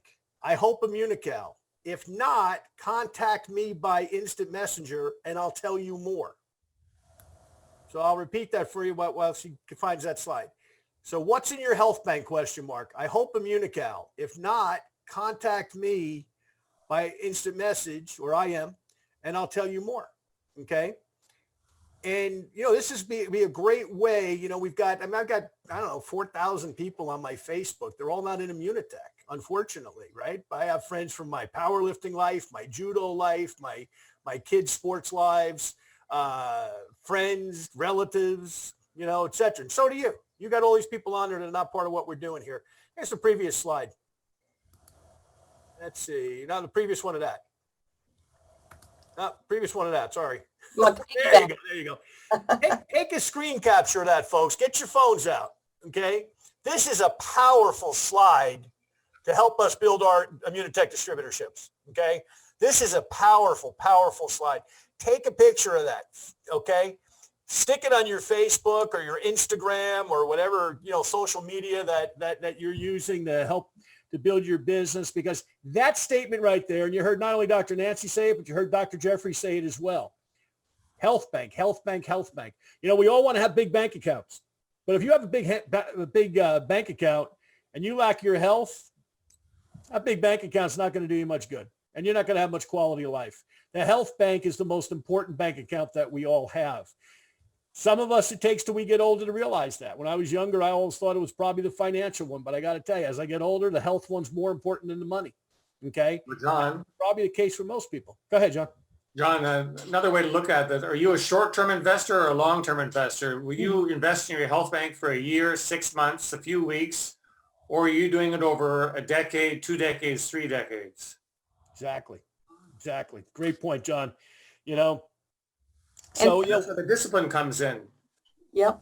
And John, if I can just interject, we want everybody to be healthy. We want everybody to be healthy. We need everybody to be healthy. Something that's been really controversial in public health has been the wearing of the mask. I saw the wearing of the mask in Southeast Asia in a very unsophisticated area of Bangkok many, many years ago, and I wondered, why is everybody wearing these masks? Is there something I don't know? And that's when I first learned that they care so deeply about your health that even the slightest little tickle in their throat meant they were going to put a mask on to protect you. Mhm. How profoundly different is that from your concept, John Molson, about, are you going to be in this for the long run or the short term? Our health, all of our health, depends on rebuilding a very strong, healthy, productive society. I cannot tell you that enough. The research and literature and evidence base would support me and bear this out time and time again. If you're sick, you probably can't work. If you're going to work sick, that's even worse because you're going to make others sick. If you can't get to medical care and you can't access what a doctor has told you, which is really what access is in public health, it's not just going to a doctor, it's that I understand that someone has explained this to me in terms that I can really latch onto. And I wanted to end with something one more time. I don't know how many of you saw the beautiful original illustration behind me, but that was drawn by my niece who suffered Lyme disease, was in a wheelchair. And guess what they gave her as one of her treatments to get well again and be able to draw again? Glutathione.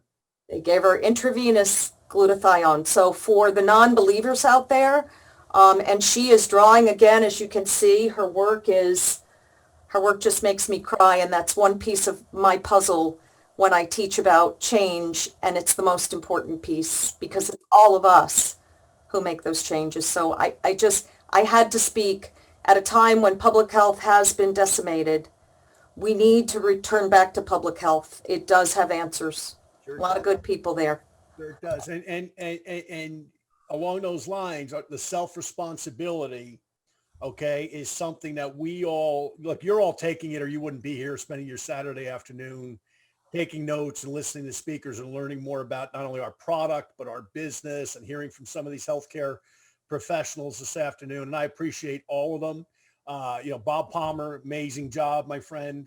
And John Molson, always amazing. I learned so much just talking to John on the phone. Sometimes I'm taking notes. He doesn't know I'm taking notes, but I'm taking notes on what he's telling me. And Dr. Nancy and Dr. Skip and Dr. Jeffrey, and just phenomenal afternoon. And I think I hope our friend JC Martinez from corporate has joined us. I know he's got a couple of quick words, hopefully for you this afternoon, and then we'll wrap up. JC, are you with us?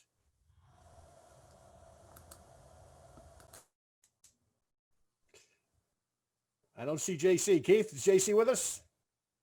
I think you passed that off to Alberto You passed it off to Alberto. Alberto, I know you're with us. to wrap us up, I think. Okay. Well, if Alberto's not there, then I'm here. Alberto, how are you? Very good, guys. Thank you so much. What a great afternoon today. Great speakers, great content, man. If we're not believers of this, who are we? Definitely, this will pump us up to continue to bring the message of wellness and well-being to everyone we know and everyone we don't know. And here at Corporate, Immunotech Corporate, we're always supporting you all the way with tools, with information, with research, like Dr. Goldman always says, because you deserve that and more. So thank you all for a wonderful agenda today, John and Keith and everyone. And let's, we just finished a great month of October and we're just starting November. And I know it's going to be a great one as well. And let's keep working hard so that these last 2 months of the year can be the best for you and your teams. Okay. So thank you, John. Thank you, Alberto. I hope your move went well, by the way. I saw you were moving the other day. Yes, it went very well. Thank you so good, much. good. Very happy. Well, John, we have exciting things lined up for coming into January. We've got some really exciting things on the agenda for that. But we'll probably have one more of these of a congratulatory celebration of the year here in December. We'll give all of you updates on that. As John said, get over to XYZ Tools. Make sure you get associated with that so that we're able to handle all of that as well. And John, I think we want to get everybody to all of the things that we've got, all the resources is what's important. Well, and there's a few of them, obviously. XYZ Tools, folks, we're trying to make it a hub site because there's so much between your corporate stuff that you're getting, and you get stuff from me, and you get stuff from Keith, and you get stuff from your upline, you get stuff from your cross line, you get stuff from outside the company. I mean, you're getting inundated with information, and that's good. On the other hand, we're trying to make this a central hub, okay, where XYZ Tools, we put everything on. You heard Bob Palmer talk before about the interview that I did with the world's greatest salesman. And that was an interview I did with my friend Dan McCormick. And The World's Greatest Salesman is based on the book, The World's Greatest Salesman by Og Mandino. I did that a few weeks ago. That interview's up there. Now, that doesn't have anything specific to do about Immunotech, Immunical, et cetera, because it was generic. It was for the direct selling industry. But in there, Dan and I talked about a lot of concepts that you can apply, one of which is the 6 things that you write down every single night before you go to bed, and then you prioritize your day the next day. Okay. Well, I learned that from Tom Hopkins. Okay. If you don't know who Tom Hopkins is, he was the greatest real estate broker in history and did seminars for many, many years. And Tom taught me that 30 years ago. And I still do it today, every night before I go to bed. There's 6 little things, and I kind of circle the first most important. The most important one is, if I have a meeting with somebody new to Immunotech or possibly new to Immunotech, that's my priority for the next day in terms of my business, for example. So take a listen to that. If you can't find it on XY, Keith, we have that on XYZ. Yeah, you did put it Not up? yet. All right, please get that up there. You can also go to the World's Greatest Salesman, and you can get that, okay, if you want to listen to that. There's a lot of this stuff that's going to pop up.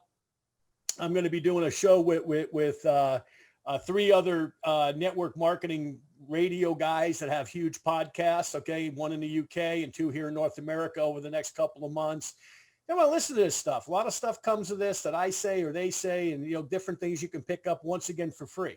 Okay.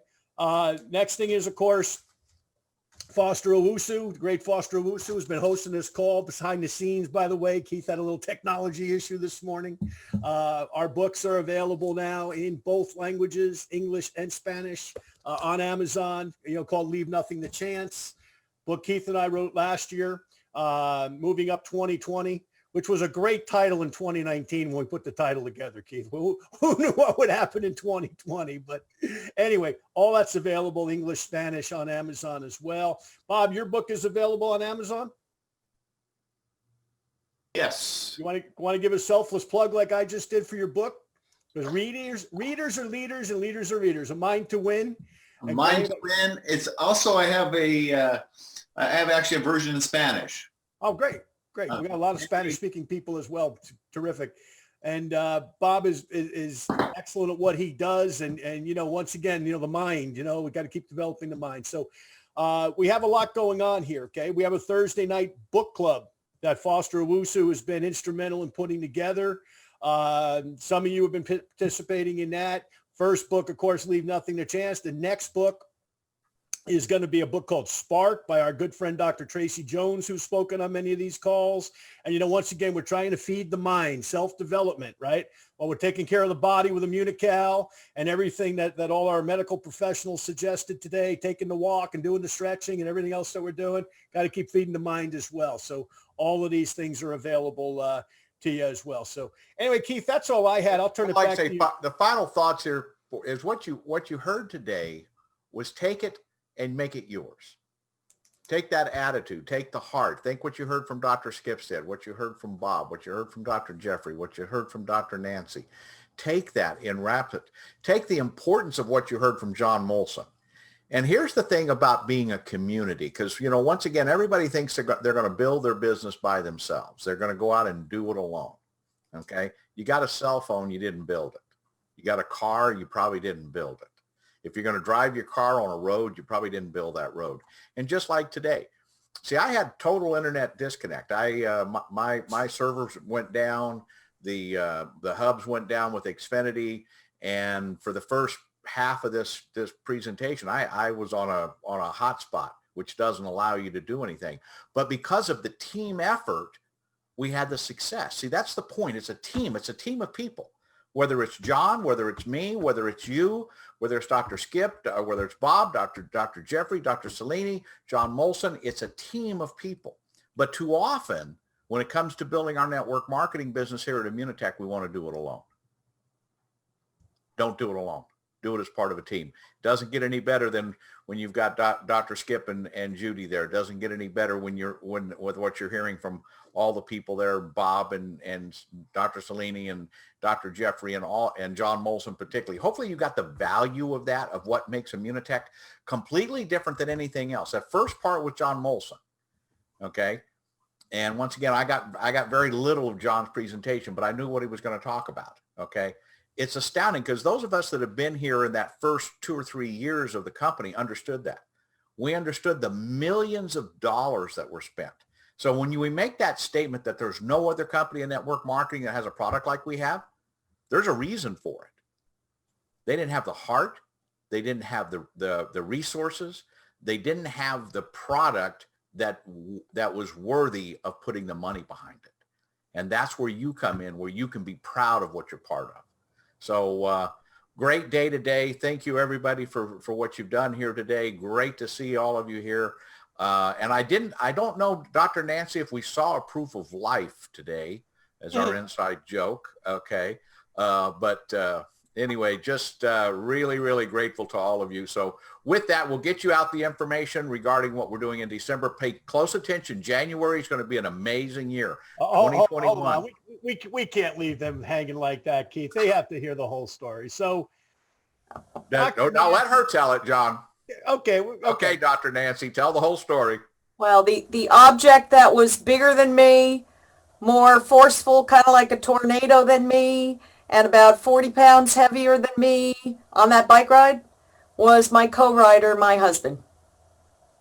Who ran over you? He ran into me. I stopped for pedestrians in the walkway, which is, remember, I'm a public health gal. That's what you do. You know, the people first. Always, I walk my talk. He didn't register that I was slowing down. You know, cyclists are like horses going back to the barn, which I also used to do. They want to just get back, right? So cyclists are the same way. It's the last 3 miles to get home. It was 100 degrees and it was just a stupid accident. So he is alive and well. He was going to try to make it.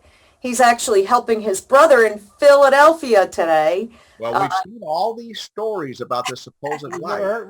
So that's why we want that proof of life, because there is that particular part of New Jersey where you live that has a certain reputation. Linda, where's my other supporters here? Help me out. You've seen them. Nobody's seen this guy since early July. That's all we're saying. I mean, you know, who knows? But leave it at that. all the women on the call are going, how do I get my husband to run me over with the bike and make them disappear? Oh, anyway, no, I don't recommend it. Immunotech, we're a family enterprise. Bob, I don't want you to get the wrong idea. We're a family enterprise here. Anyway. All right, guys. All right. Thank you, everybody. Thanks, everybody. Be well. Bye-bye.